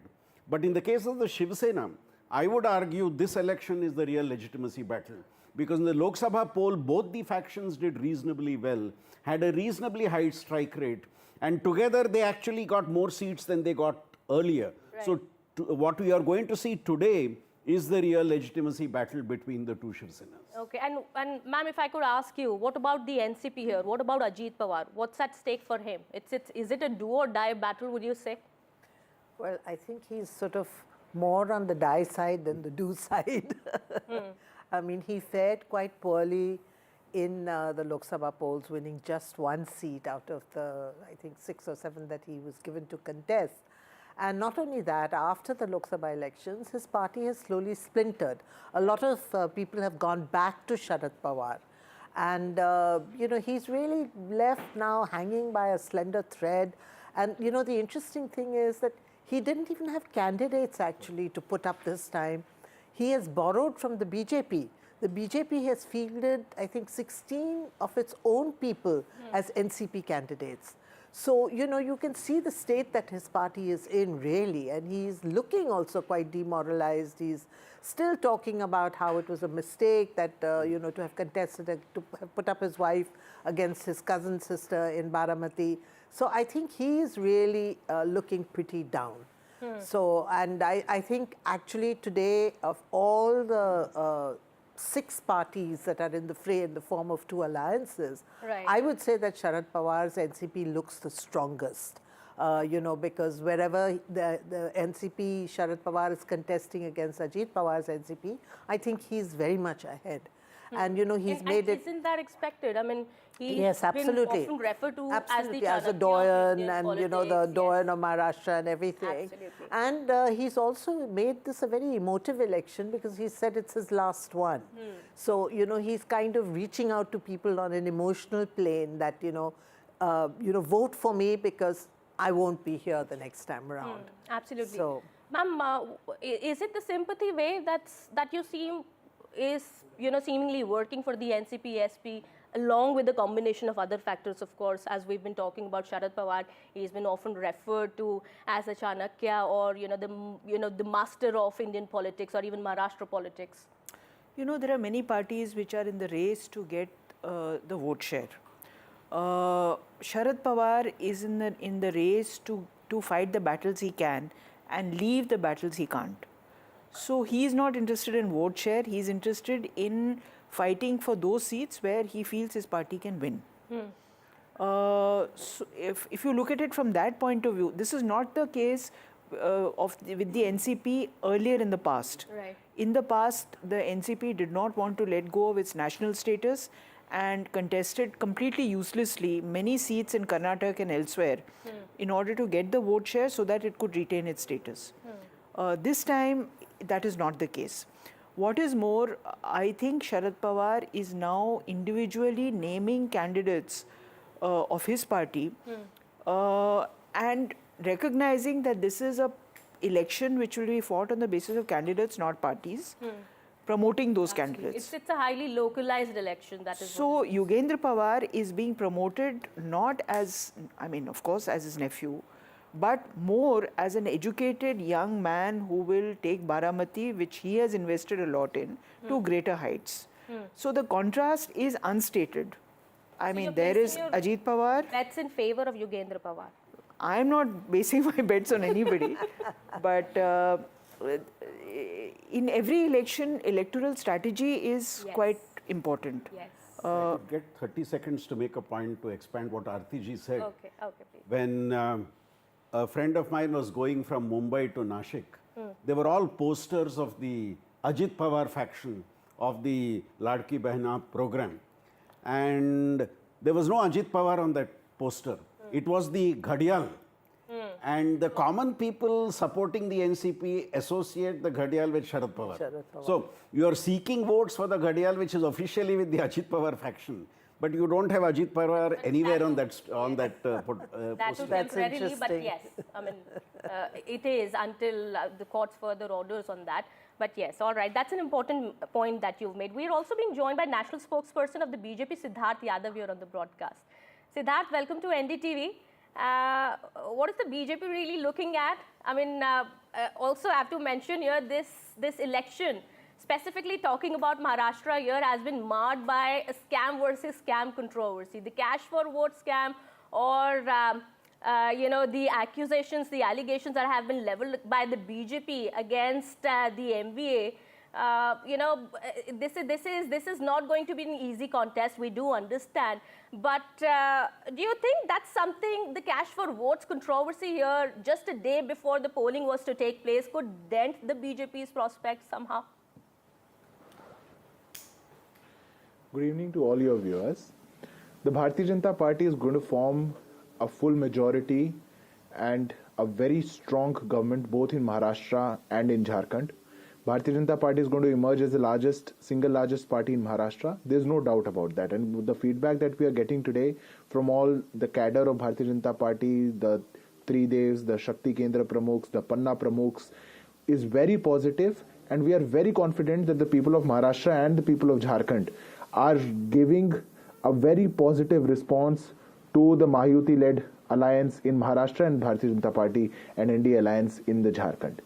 I think what happened yesterday, it exposes the entire machinery of Congress, because the kind of voice notes, the kind of audio clips, the kind of chats that have been surfacing since yesterday on social media, and the same which we also have exposed in the public via the media in a press conference yesterday night, shows the true face of Congress party and their alliance and how they plan to contest the election. What they tried and what happened with one of our national general secretaries in Maharashtra all that went down the drain because nothing actually concrete could have been shown there. A meeting was happening, all clarifications have come out, and we have very openly welcomed any kind of inquiry, any kind of CCTV investigation, any kind of candidates or political parties going to the election commission and conducting a fair inquiry. But the kind of audio clips that have come out and the kind of chats that have come out, I think raises a lot of big questions, because big people, big leaders allegedly have been named in those audio clips, and those are termed to be involved.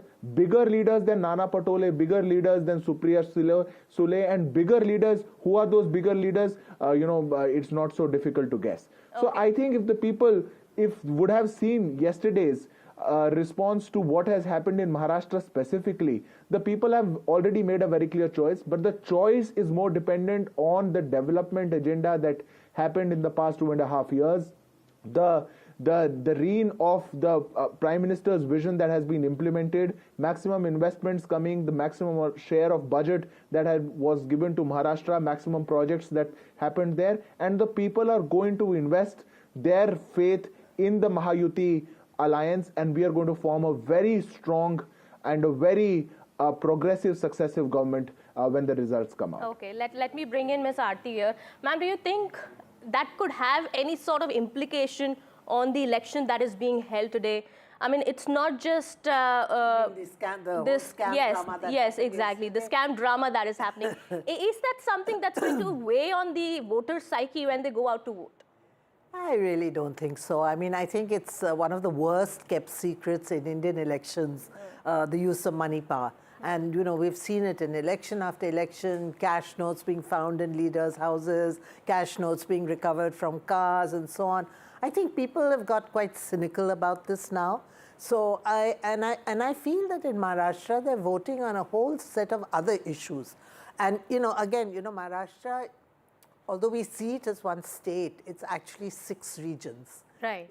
And there is a very clear urban-rural divide there.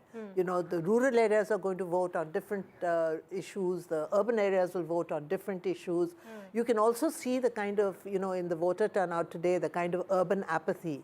All the urban centers, Pune, Nashik, Mumbai, the voter turnout has been really low, which shows that, maybe people are just disillusioned with the kind of politics they've seen in Maharashtra over the last 5 years. And rural areas, of course, have their own issues, many of which came out during the Lok Sabha election.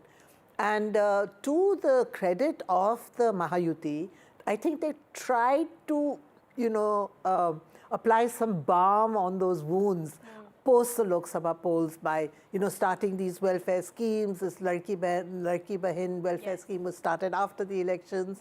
They have also, I think, given some benefits to farmers. As a course correction by the BJP, that's right. They gave some, benefits to farmers in Vidarbha and so on.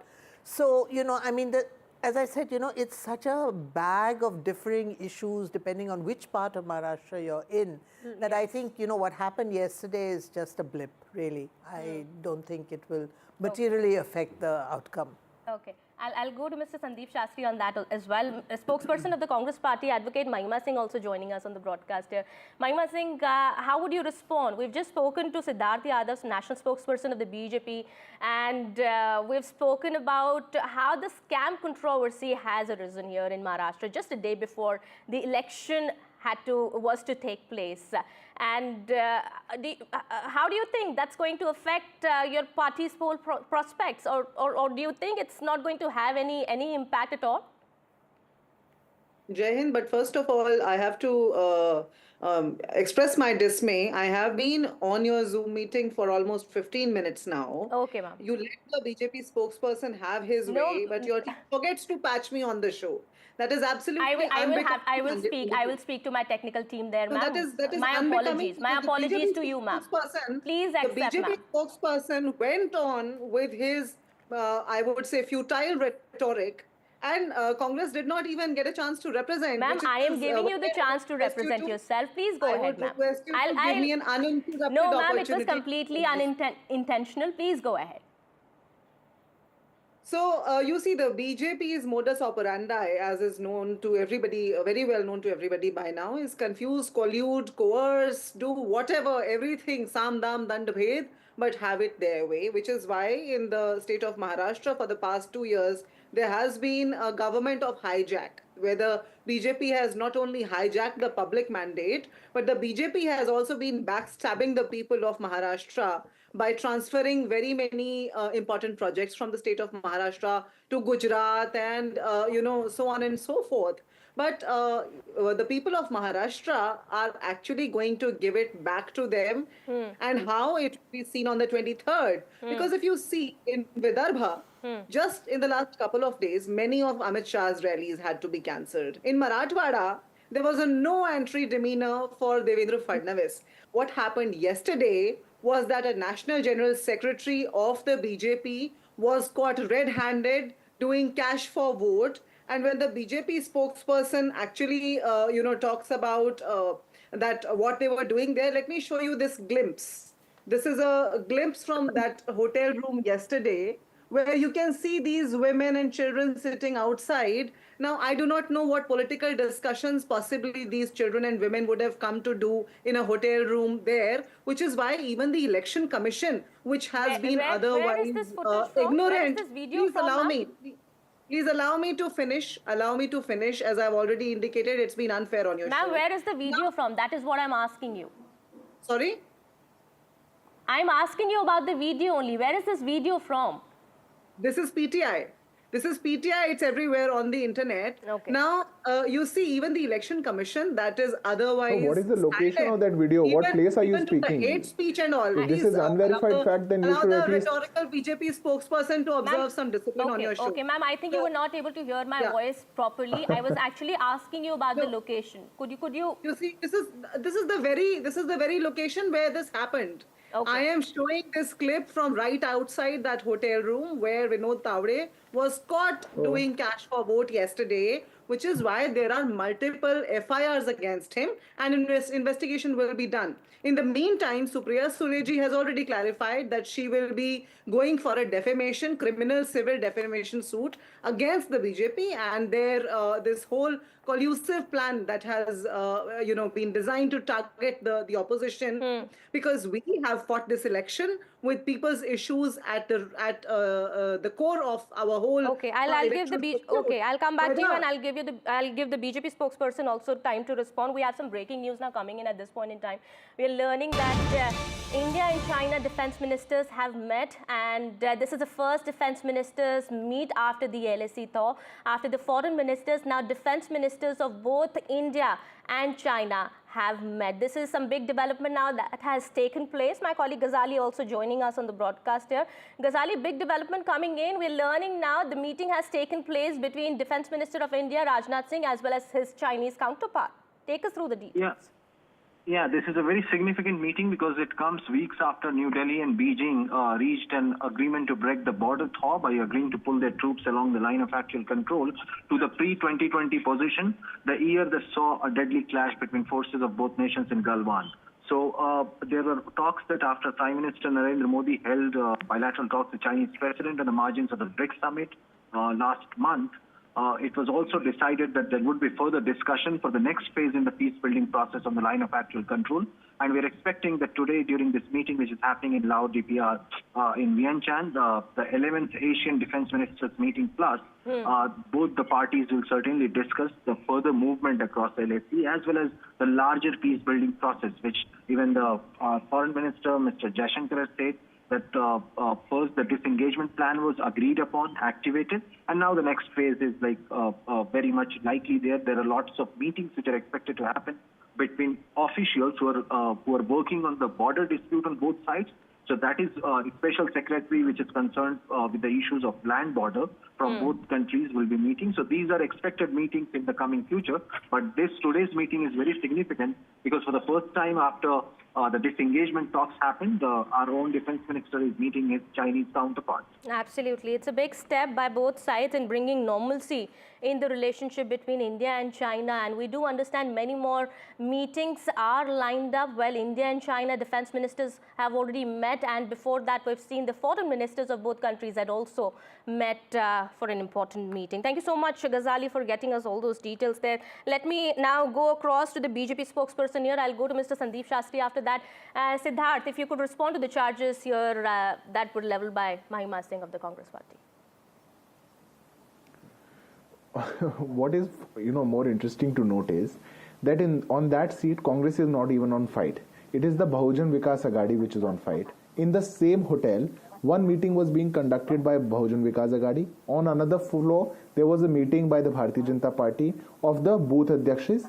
And since Congress party doesn't have the cadre till that level, they do not probably even understand what booth adhyakshis are and what meetings have to happen. Before the polling and when the campaign ends, our meetings happen all the way in all states, in all seats of what has to be done on the polling day.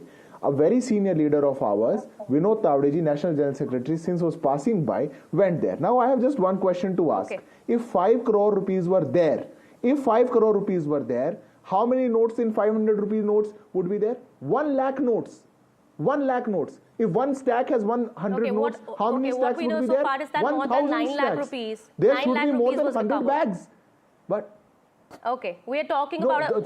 there should be 1 lakh notes, there should be 1,000 stacks, but what money was there? Nothing. Okay. The 10 lakh rupee, probably, under 10 lakh rupees, a letter by the Bharatiya Janata Party was already given that the money that has to be given for food packets on different booths, that was already intimated to the Election Commission. This is just dirty tips and tricks of the Congress party who is not even on fight there. Rather, this is for them to hide the big amounts of 200 plus crores in bitcoins, the audio tapes that have come out of senior leaders, the state president Nana Patole, of their allies. They all just probably, there is no evidence to the fact that your leader was involved, and that is what the Congress also says, that the Congress... Not even concerned. Okay, let the Congress spokesperson... Allow me. Yes, Mahimaji, go ahead. Yeah. You see, we want to ask a simple question. Does the National General Secretary of the BJP not know about the provisions in Model Code of Conduct?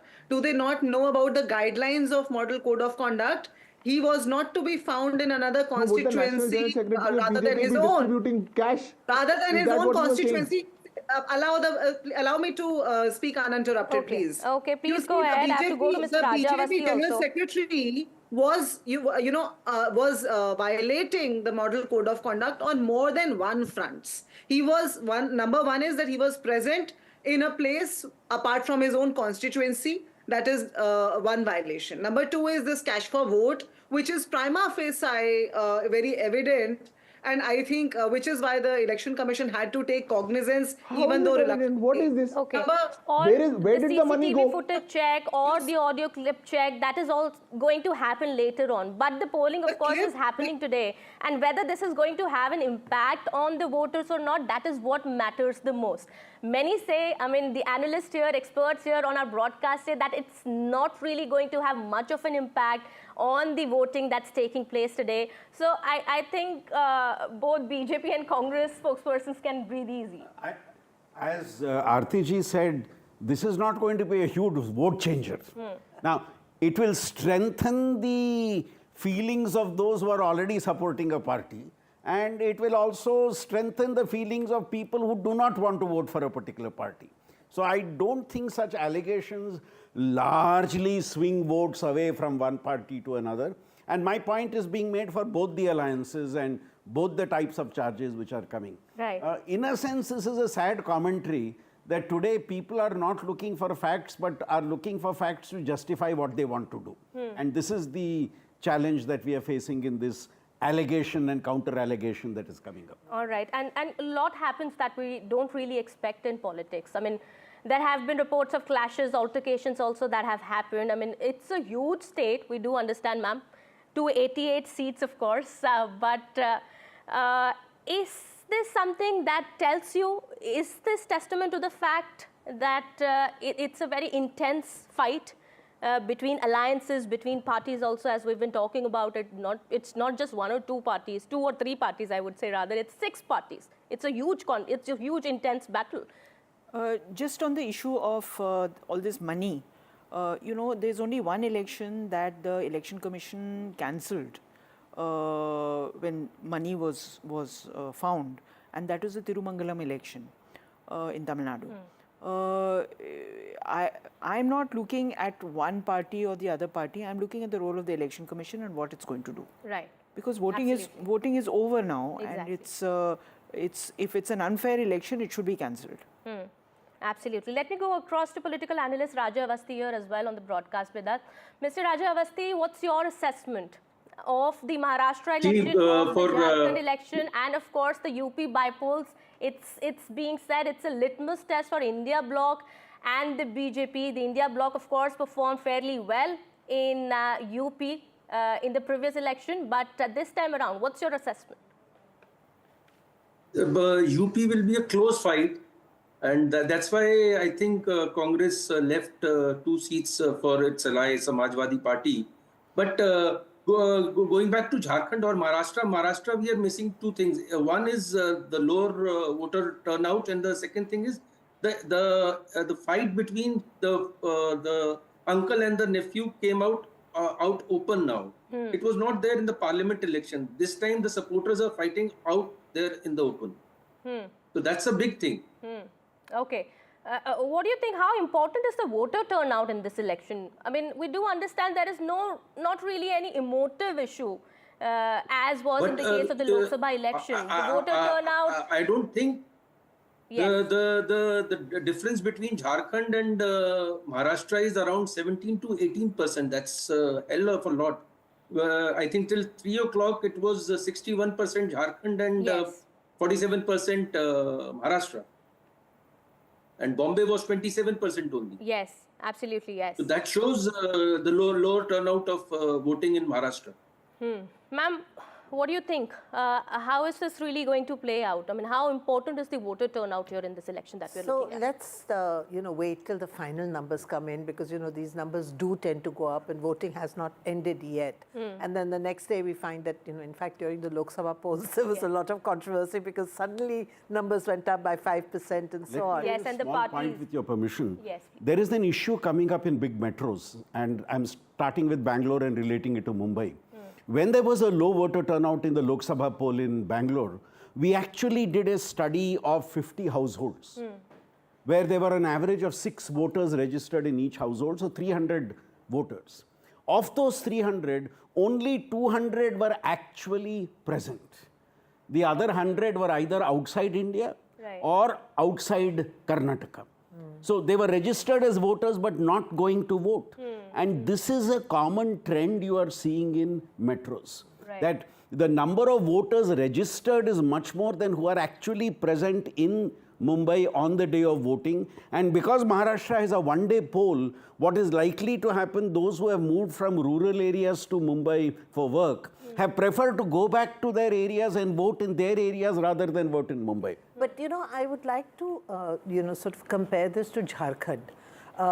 If you look at the tribals in Jharkhand, many of them are actually working outside Jharkhand. I mean, we see them all over Delhi, for instance, and they are in various metros working in various capacities. But they go back to vote.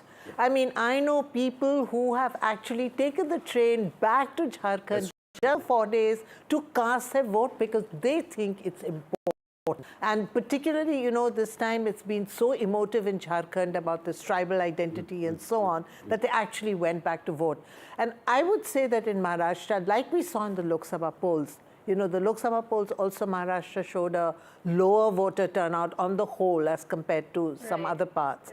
And this time also, I think we're going to see a lower voter turnout. Last time, 5 years ago, the voter turnout in Maharashtra was 61.5% or something, and it looks like we're not going to reach that figure.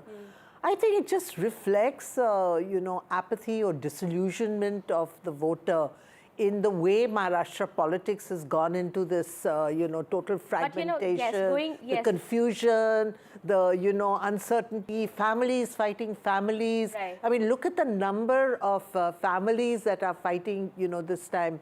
Uncle fighting nephew, son fighting somebody else, and it's just incredible. So I think there is a disillusionment in the voter in Maharashtra. Okay, all right.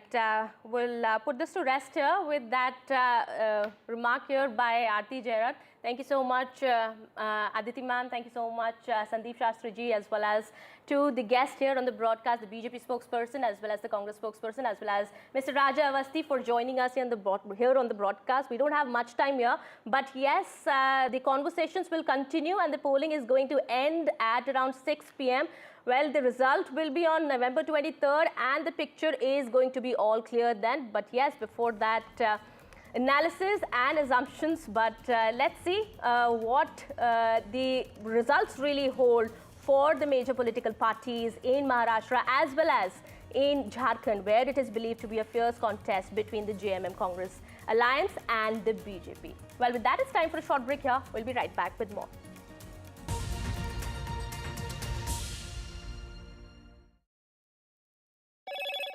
Hello, Moto. Motorola Edge 50 Pro, world's first AI-powered pro-grade camera.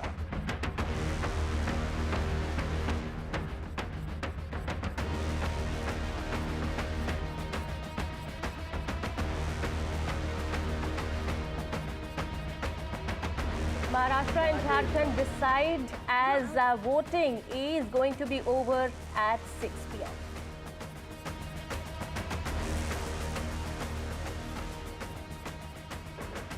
In Mumbai, voters have turned out in less numbers.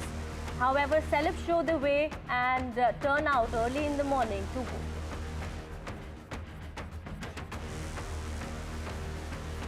Maharashtra votes in high-stakes battle. The polling ends at 6 p.m.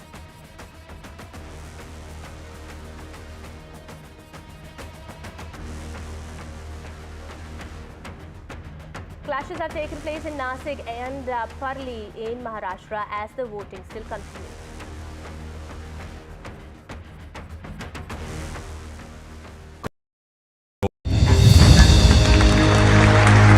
I now request the Honorable Prime Minister to launch NDTV World and address the summit. It was the grand launch of NDTV World by Prime Minister Narendra Modi. NDTV World, as he laid out his vision for the India century at the NDTV World Summit. ऐसी सदी जिसमें भारत के प्रयासों से दुनिया में स्थिरता आए, in the presence of those who are shaping our future. मेरी तरफ से आपको ढेर सारी शुभकामनाएं हैं। NDTV World, your new home for global news is here. Stay informed and entertained with the new and updated NDTV News app. You can watch all our channels live, listen to podcasts, read breaking and exclusive news from around the world and more. Download the NDTV app today and get access to the best journalism and storytelling on your smartphone or tablet. The NDTV app. News that matters to you.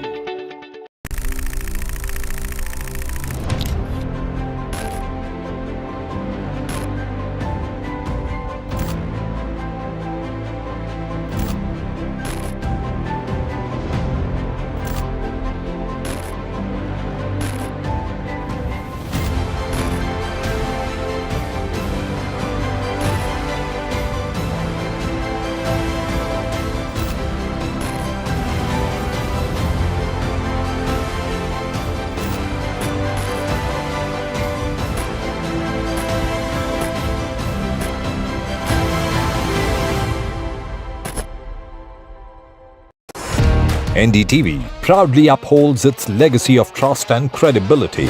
According to the prestigious Reuters Institute's Digital News Report 2024, NDTV is the top-most news platform in the country. Number 1 in both online and offline reach in India, beating all its competition. NDTV stands for trust. Hello and welcome to India Sense, where I speak with global opinion makers. The United States has made a strategic decision over the last 20 years to move closer to India. Our $7 trillion economy seems a perfectly conceivable number. If you want to be a national party, it's that you sort of accept the way the world is rather than want to endlessly hark back to how it was. Modi is promoting the digitization of the economy, which is accelerating growth in the country. I want to thank the American people for the extraordinary honor of being elected your 47th president. Donald triumphs. What does Trump's win mean for America, for the world, for the wars, and for India-US relations? Non-stop coverage on NDTV. Top analysts and voices from the ground.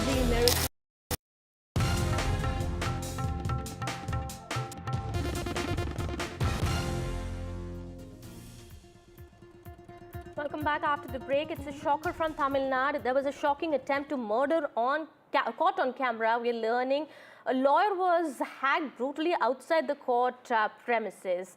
Well, this advocate was brutally hacked in broad daylight, and this incident has taken place in Krishnagiri in Tamil Nadu. We're learning the police have also arrested a suspect in connection with the case. My colleague Sam is also now joining us on the broadcast here.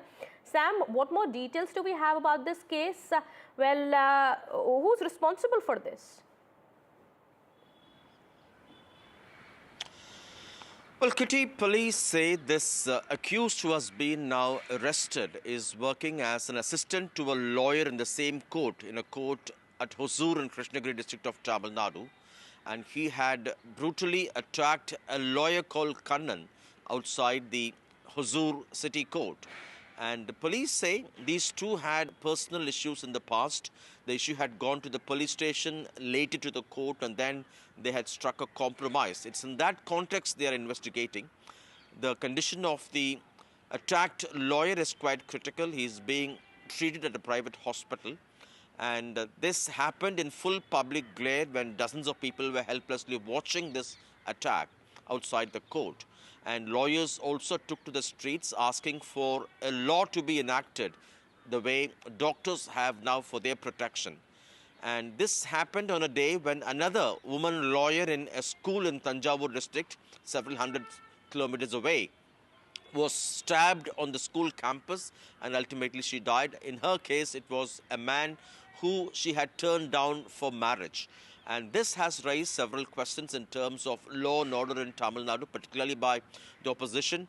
Both AIADMK chief and leader of opposition Edappadi Palaniswamy and state BJP chief Annamalai have raised this question. EPS saying that killing in public glare has become a kind of a norm in the state and has slammed the ruling DMK and has urged Chief Minister M.K. Stalin to crack down on this.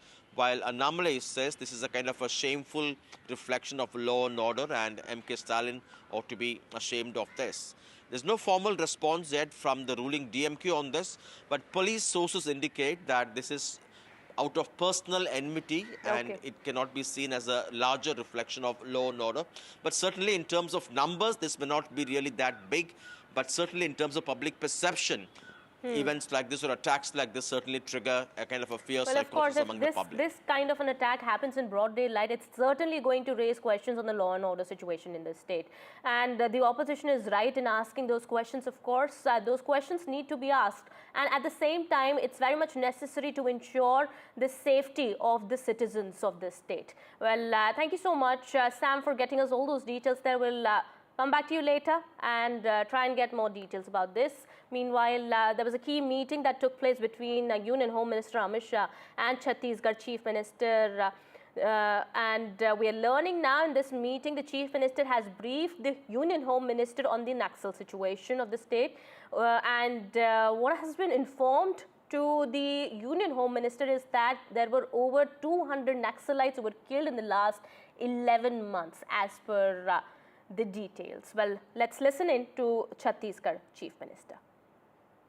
माननीय गृह मंत्री श्री अमित शाह जी से अभी मुलाकात हुई और उनको छत्तीसगढ़ में जो नक्सल गतिविधि चल रही है उसके विषय में अवगत कराया और उनके मार्गदर्शन में और डबल इंजन की सरकार होने के कारण हम लोग बहुत मजबूती के साथ नक्सलवाद के साथ लड़ाई लड़ रहे हैं।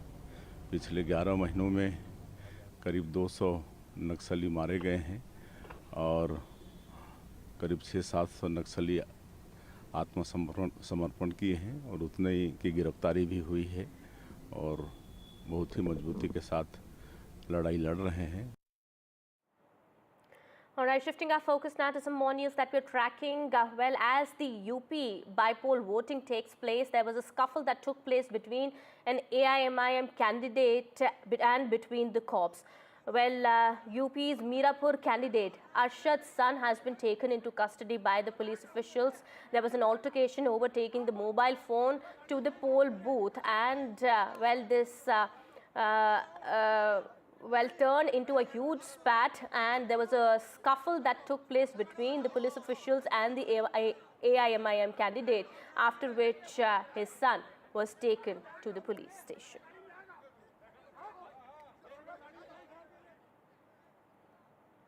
All right, by-polls in 9 constituencies in UP is taking place today. Well, this election is pivotal for both ruling BJP and opposition Samajwadi Party, especially after the setback for the BJP in the recently held Lok Sabha polls. It's also being seen as a litmus test for Akhilesh Yadav Samajwadi Party.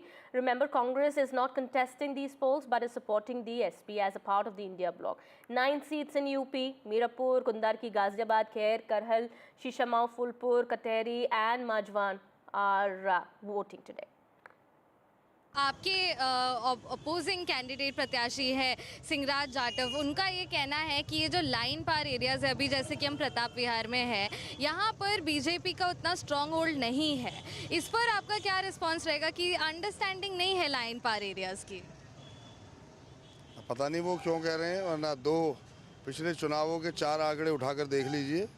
हमेशा Bharatiya Janata party यहाँ से बहुत आगे रही है और इस बार भी मुझे लगता है कि जो वोट पड़ेगा उसमें 70 से 75% वोट भारतीय जनता पार्टी को पड़ने वाला है। अब वो कौन से मेन मुद्दे हैं सर जिस पे आप मतलब इफ इलेक्टेड आप काम करने का सोचोगे? ऐसे कौन से 3 मेन मुद्दे होंगे जो गाजियाबाद में आपको लगता है कि ज़रूरत है काम की? देखिए, काम की आवश्यकता तो हमेशा रहती है। ये लोग जानबूझकर लाइन पार क्षेत्र आप देखिए इतना डेवलप हो चुका है और इस क्षेत्र में पूरे गाजियाबाद में सबसे महंगी ज़मीन है क्योंकि इसकी कनेक्टिविटी इतनी अच्छी है। सामने नोएडा है, 15 मिनट पर दिल्ली है, आधा घंटे पर मेरठ है, 2 मिनट में गाजियाबाद है। सबसे अच्छी कनेक्टिविटी वाला ये क्षेत्र है। इस क्षेत्र का विकास जितना हुआ है पिछले भाजपा की सरकारों में उतना किसी क्षेत्र का नहीं हुआ है। ये लोग केवल एक सिंपैथी लेते हुए लाइन पार। अब ये लाइन पार नहीं है, अब ये गाजियाबाद साउथ है। सर, आप यहाँ पर सिटिंग एमएलए जो थे, आपकी क्या समझ है इस बार इलेक्शन से कि यहाँ पे जो वोटिंग डेमोग्राफिक अभी है और जो वोट शेयर है दलित्स का भी, एससी कम्युनिटी का भी? देखिए, बहुत सारे लोगों को, जो लोग दलित हैं, पिछड़े हैं, उनको बहकाया जाता है और क्योंकि वो लोग भोले भाले होते हैं तो कई बार उन्हें कास्टिज्म के जाल में उलझा दिया जाता है। उसका असर तो रहेगा है, लेकिन नरेंद्र मोदी के आने के बाद बहुत बड़ी मात्रा में लोगों ने अब देश के लिए, विकास के लिए वोट देना शुरू किया है। तभी आज नरेंद्र मोदी प्रधानमंत्री हैं और तभी आज योगी जी दोबारा मुख्यमंत्री हैं। सर, अभी जो इलेक्शंस हो रहे हैं, वोटिंग हो रही है, सपा का ये कहना है कि ईवीएम में मैल फंक्शंस हो रहे हैं और ये गाजियाबाद में ही कई बूथ्स पर हो रहे हैं। ऐसा है कि वो लोग फिर से लोगों को बहकाना चाहते हैं। जब चुनाव आयोग ईवीएम की मशीन रख करके ये पूछता है कि इसमें मेल फंक्शन करके दिखाओ, आप किसी भी तरीके से करके दिखाओ, जब उसमें हो ही नहीं सकता तो कोई कैसे कर देगा मेल फंक्शन? ठीक है। और ये गाज़ियाबाद जो है सिर्फ एक बार अगर छोड़ दिया जाए तो करीब 1989 से लगातार लोकसभा सीट जीतता हुआ आया है और विधानसभा की सीट हमने एक बार लूज़ करी है, वरना विधानसभा भी हम जीतते हैं। तो उस टाइम पर तो ईवीएम भी नहीं थी। तो अब कुछ तो लोग कहेंगे, लोगों का काम है कहना। सर यहाँ इस कॉन्स्टिट्यूएंसी में बीजेपी का इससे पहले हमेशा जीत रही है, इसको आप कैसे देखते हो? क्या मेन मुद्दे हैं जिस पर काम लगता है आपको होना चाहिए? देखिए, जिस तरह से भारतीय जनता पार्टी ने यहाँ पे पिछले 3 टर्म से सांसद यहाँ उनके हैं, 2 बार अभी मौजूदा सांसद भी बीजेपी के हैं, जिस तरह से 1996 से लेकर अभी तक मेयर जो है भारतीय जनता पार्टी के बने और पिछली 2 योजनाओं में विधायक यहाँ से भारतीय जनता पार्टी के बने, मगर उन्होंने इस गाजियाबाद विधानसभा में का जो ये एक मेजर पार्ट है जिसको हम लाइन पार क्षेत्र बोलते हैं, विजयनगर बोलते हैं, यहाँ के मतदाताओं को हमेशा से इग्नोर करने का काम किया, उनको उपेक्षित महसूस कराने का काम किया, उनकी जो मूलभूत ज़रूरत है उनको कहीं ना कहीं उनको पूरा ना करने का काम उन्होंने किया। इस वजह से जो इस बार जनता ने अपना मन बनाया है, वो चाहते हैं कि इस बार बदलाव हो। सर, बीजेपी उत्तर प्रदेश ने इलेक्शन कमीशन को पत्र लिखा है और कहा है कि फेक वोटिंग हो रही है, फेक वोट्स कास्ट हो रहे हैं एंड ऑफ कोर्स एलेज किया है कि ये एसपी के द्वारा हो रही है, कि फेक वोटिंग कास्ट हो रही है उत्तर प्रदेश में। देखिए, आप समझ सकते हैं कि किस तरह से अगर कोई व्यक्ति या कोई पार्टी अगर उनका जनाधार घट रहा हो, तो आपने देखा जिस तरह से अभी लोकसभा के जो एक जनरल इलेक्शन हुए उसमें 37 सीटें जो है वो समाजवादी पार्टी ने जीती, 6 सीटें जो है वो कांग्रेस ने जीती, टोटल इंडिया गठबंधन ने 43 सीटें जीती और 1 सीट जो है वो चंद्रशेखर जी ने जीती। तो 80 में से 44 सीट जब उनके हाथ से निकली हैं तो उनको अब कहीं ना कहीं एहसास होने लगा है कि जो अभी तक वो धर्म और जाति की राजनीति करते थे, जिस तरह से वो हिंदू मुसलमान की राजनीति करते थे, जिस तरह से वो मंदिर और मस्जिद की राजनीति करते थे, अब लोग उससे कहीं ना कहीं तंग आ चुके हैं। अब वो कहते हैं कि हमें रोजगार चाहिए, हमें व्यापार चाहिए, हमें विकास चाहिए, डेवलपमेंट चाहिए। Well, we are shifting our focus now to some visuals that have come in just a while back.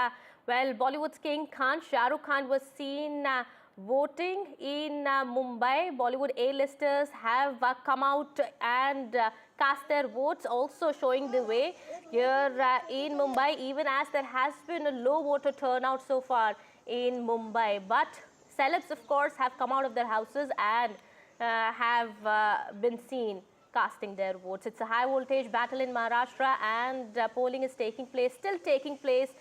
It's continuing across 288 constituencies. Those visuals of Gauri Khan, Shah Rukh Khan and their daughter as well as their son here at a polling booth in Mumbai when they went to cast their votes. Well, huge security also, as can be seen here at this polling booth, and for Shah Rukh Khan as well, as he's come with his family to vote. Well, in the morning we've seen a lot of Bollywood celebs, including Akshay Kumar, Hema Malini also going to cast their votes. But the voting still continues and it's going to continue for the next 10 minutes or so. And these visuals of Shah Rukh Khan and Suhana Khan, Gauri Khan as well as their son here coming from a poll booth in Mumbai.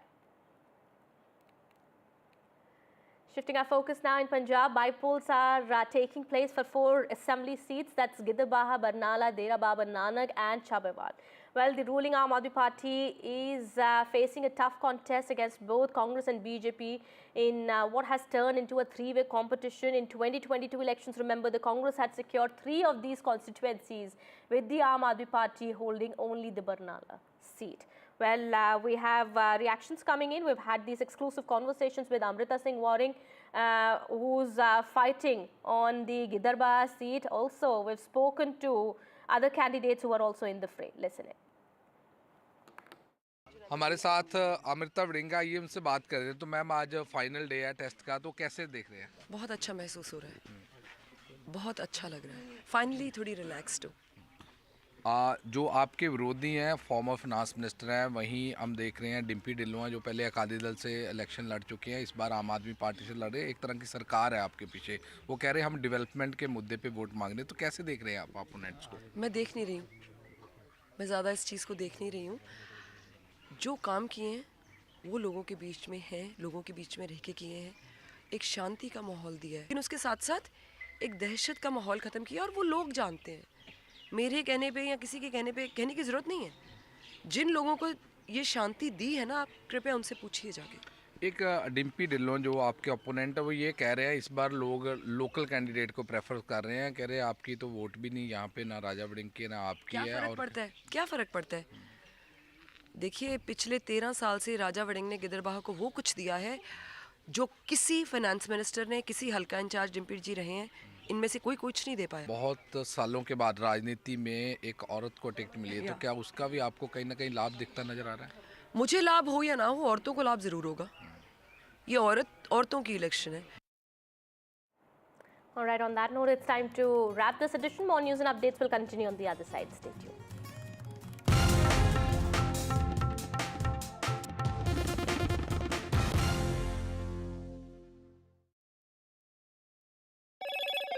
Hello, Moto. Motorola Edge 50 Pro, world's first AI-powered pro-grade camera.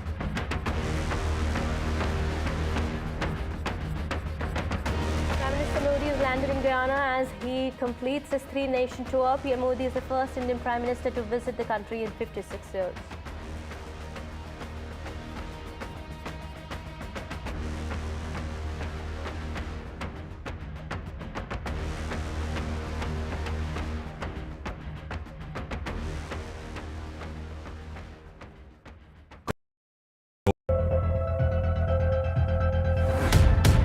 We reached an agreement on patrolling.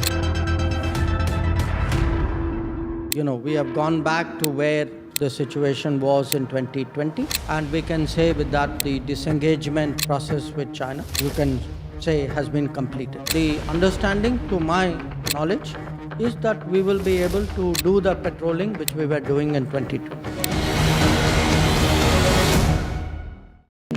NDTV proudly presents NDTV World Summit 2024, the India Century. I now request the Honorable Prime Minister to launch NDTV World and address the summit. Prime Minister Narendra Modi's inaugural session at the NDTV Summit outlined his vision for the India Century, driven by aspirational India. हमारा प्रयास होगा भारत की century सिर्फ भारत की नहीं बल्कि पूरी मानवता की जीत की सेंचुरी बने। The summit brought together prominent global leaders, highlighting India's pivotal role on the world stage. Not just Indians trusting India's leadership, but the global South especially trusting India's leadership. Permanent seat on the UN Security Council is something that should be India's right. Canada is concerned, I think there are some very specific issues. I think a lot of people know that. AI is going to be one of the most important, drivers. It's a very exciting time for India, Indian cinema as well at a global level. NDTV World Summit was more than just a conversation. It was a confluence of ideas poised to shape our global future.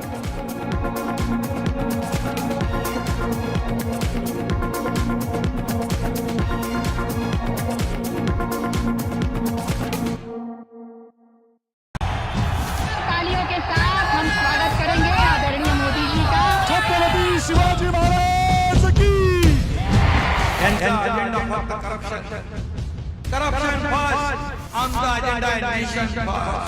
घोषणा आणि जनतेचे पैसे लुटणं, cut commission आणि करप्शनला आमच्याकडे थारा नाही, त्यांचा परिवारवाद आमचा महाराष्ट्रवाद. महाराष्ट्रामध्ये 1,75,000 जागा रिक्त आहेत, पण का भरत नाही? राज्याची जनतेच्या घमाच्या पैशाची तिजोरी लुटण्यासाठी हे सरकार आहे. पूर्वीच्या सरकारच्या काळामध्ये निधी देताना त्यांना असं वाटायचं की त्यांच्याच खिशातले पैसे चालले. शेतकऱ्यांना मोफत वीज देण्याचं काम आपल्या सरकारने सुरू केलं.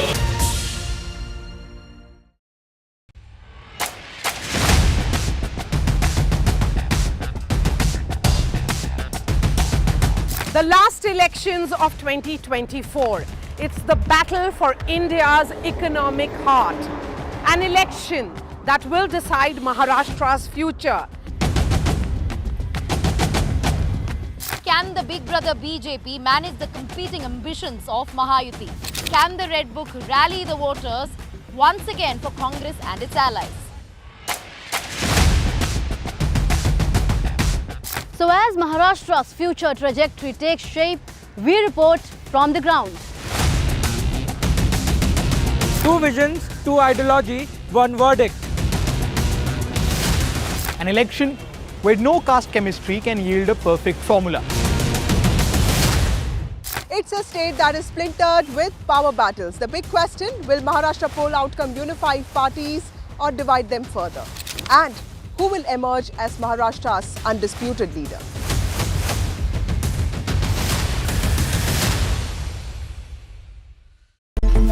It's a web of frauds, calls, luring emails, threatening messages. Cyber frauds have cast their net wide and everyone is at risk. We track the victims, their horror stories as they get conned online, extorted and robbed of their hard-earned money. How to identify a cyber fraud and how to stay cyber safe. What are your options? Fraud.con, NDTV initiative for cyber safety. Only on NDTV 24/7. I've been reporting on all issues big and small from Andhra Pradesh, Telangana, rest of South India, bringing you all the action, all that you need to know, all that you want to know. The energy of Maximum City is infectious. I bring in that energy in our news coverage from financial capital Mumbai. India's IT capital is always buzz. It's literally a city that never sleeps. And I keep you ahead on all the Bengaluru buzz. Covering from the southernmost part of India over the last 23 years, I bring in-depth and 360-degree coverage from the Dravidian heartland. The land of Mishti is also known for its bitter politics. I have seen much water flow under the Howrah Bridge, covering Bengal in all its vivid colors. In today's interconnected world, India's voice is more crucial than ever. When India speaks, the world listens. At NDTV World, we are that voice, bringing you intelligent and insightful news from India and beyond. From geopolitics and diplomacy to economic shifts, migrations, tech disruptions, and the stories of our diaspora. We cover the news that shapes our global future. NDTV World, your new home for global news is here. I now request the Honorable Prime Minister to launch NDTV World and address the summit. It was the grand launch of NDTV World by Prime Minister Narendra Modi. NDTV World, as he laid out his vision for the India century at the NDTV World Summit. ऐसी सदी जिसमें भारत के प्रयासों से दुनिया में स्थिरता आए. In the presence of those who are shaping our future. मेरी तरफ से आपको ढेर सारी शुभकामनाएं हैं. NDTV World, your new home for global news is here. Stay informed and entertained with the new and updated NDTV News app. You can watch all our channels live, listen to podcasts, read breaking and exclusive news from around the world and more. Download the NDTV app today and get access to the best journalism and storytelling on your smartphone.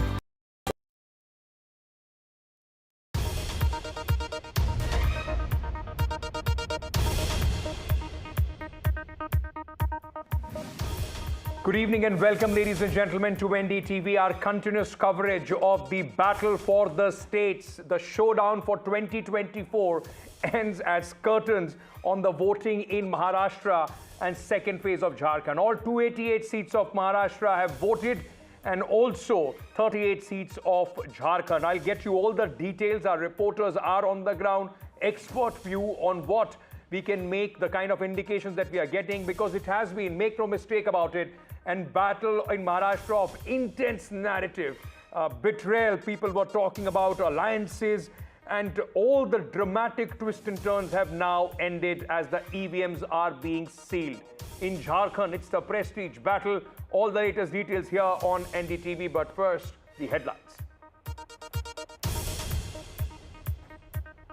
Maharashtra and Jharkhand voting over. Maharashtra till 5 p.m. 58.22% voter turnout.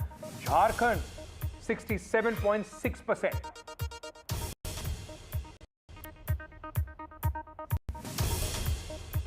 Mumbai still slow than the rest of the state, but better than the last time. 49% voting in Mumbai till 5 p.m. Tad better than last election in 2019. Celebs lead the way in Mumbai. Fierce face-off between Samajwadi Party and the BJP in Uttar Pradesh. A teen girl murdered in Samajwadi Party's bastion, where the family says killing for strongly supporting the BJP.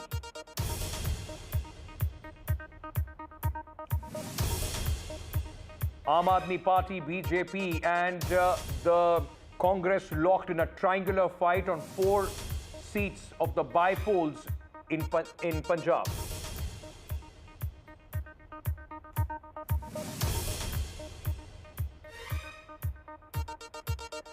Shocker from Tamil Nadu. A lawyer hacked in full public view. Assistant brutally attacks lawyer on a road.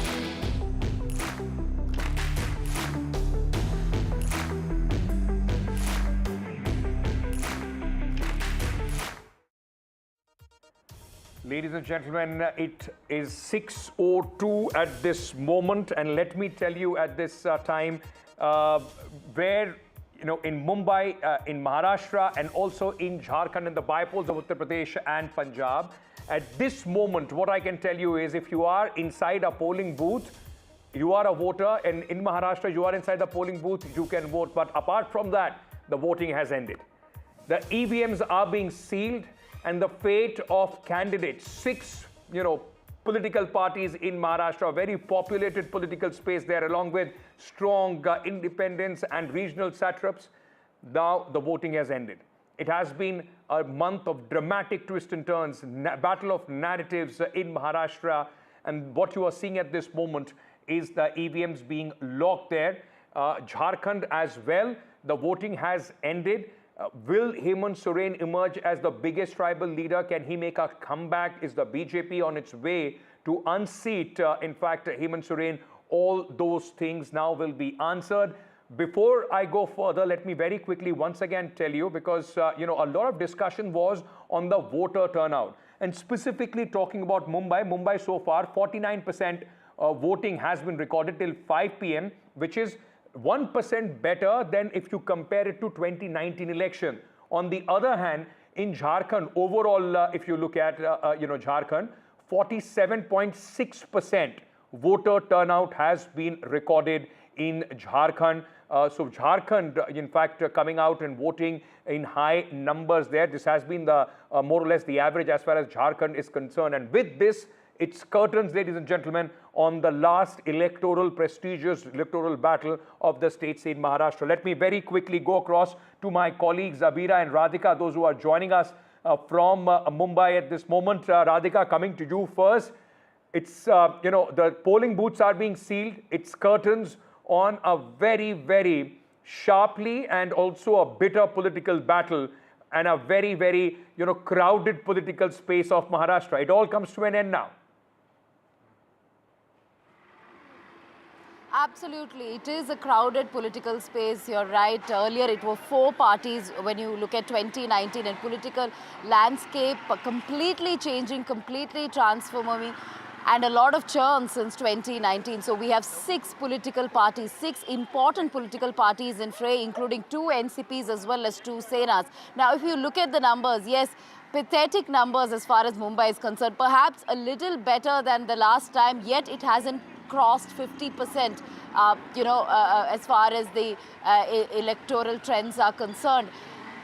Despite the fact that the elections were conducted on a weekday, on a Wednesday, but despite that, absolutely no change in numbers, no considerable change in numbers.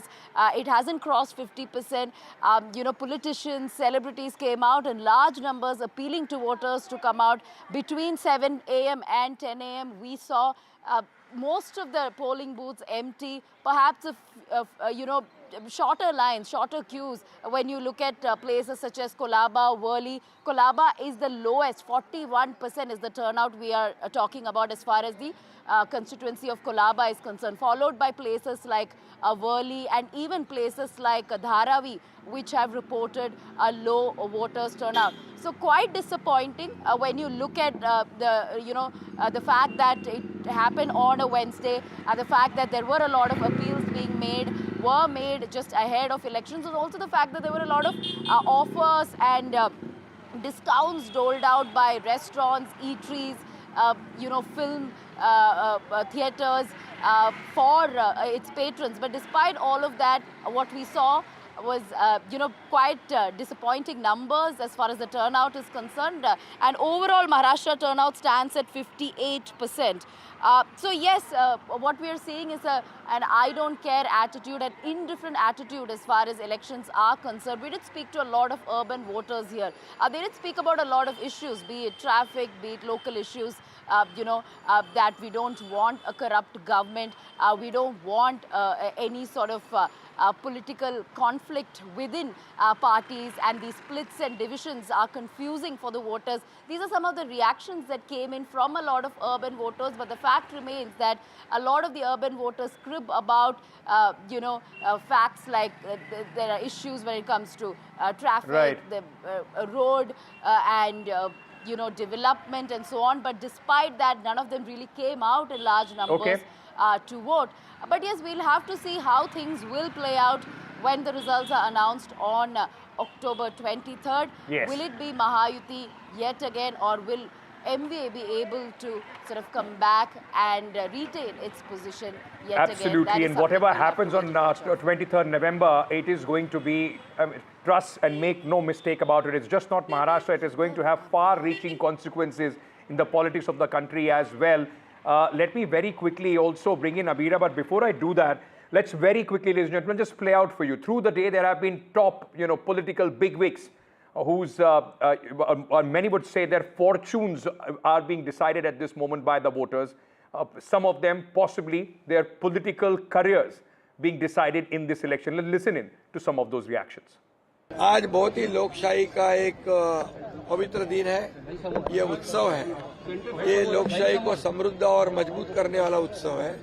इसमें सभी ने मिलकर इस उत्सव में सहभागी होना चाहिए, सभी ने वोट करना चाहिए। 2019 में क्या हुआ था, लोग आज भूले नहीं है, लोगों का मैंडेट क्या था, और लोगों का मैंडेट था महायुति, जनता का मैंडेट था महायुति, लेकिन सरकार महायुति की नहीं बनी, इसलिए वो लोगों के ध्यान में है। जो मतदान का जो रुझान आ रहा है, कॉल आ रहा है, जो लोग मतदान के लिए जा रहे हैं, तो उसके आधार पर राज्य में कांग्रेस की सबसे ज़्यादा कैंडिडेट चुन के आएंगे और महाविकास आघाड़ी की सरकार आएंगी, इसमें कोई दो मत नहीं है। आपने देखा होगा कि कल भारतीय जनता पार्टी के राष्ट्रीय महासचिव विनोद तावड़े ये पैसे बांटते हुए पकड़े गए। बीजेपी आज पैसे बांटकर और दारू बांटकर चुनाव जीतना चाहते हैं, तो ये क्या नोट जिहाद है या दारू जिहाद है? Well, I think the people of Maharashtra are coming out in much larger numbers. They are angry that despite having voted for a certain alliance in the past, there was a very unfortunate turn of events, due to which the vote which was given for a certain alliance was not truly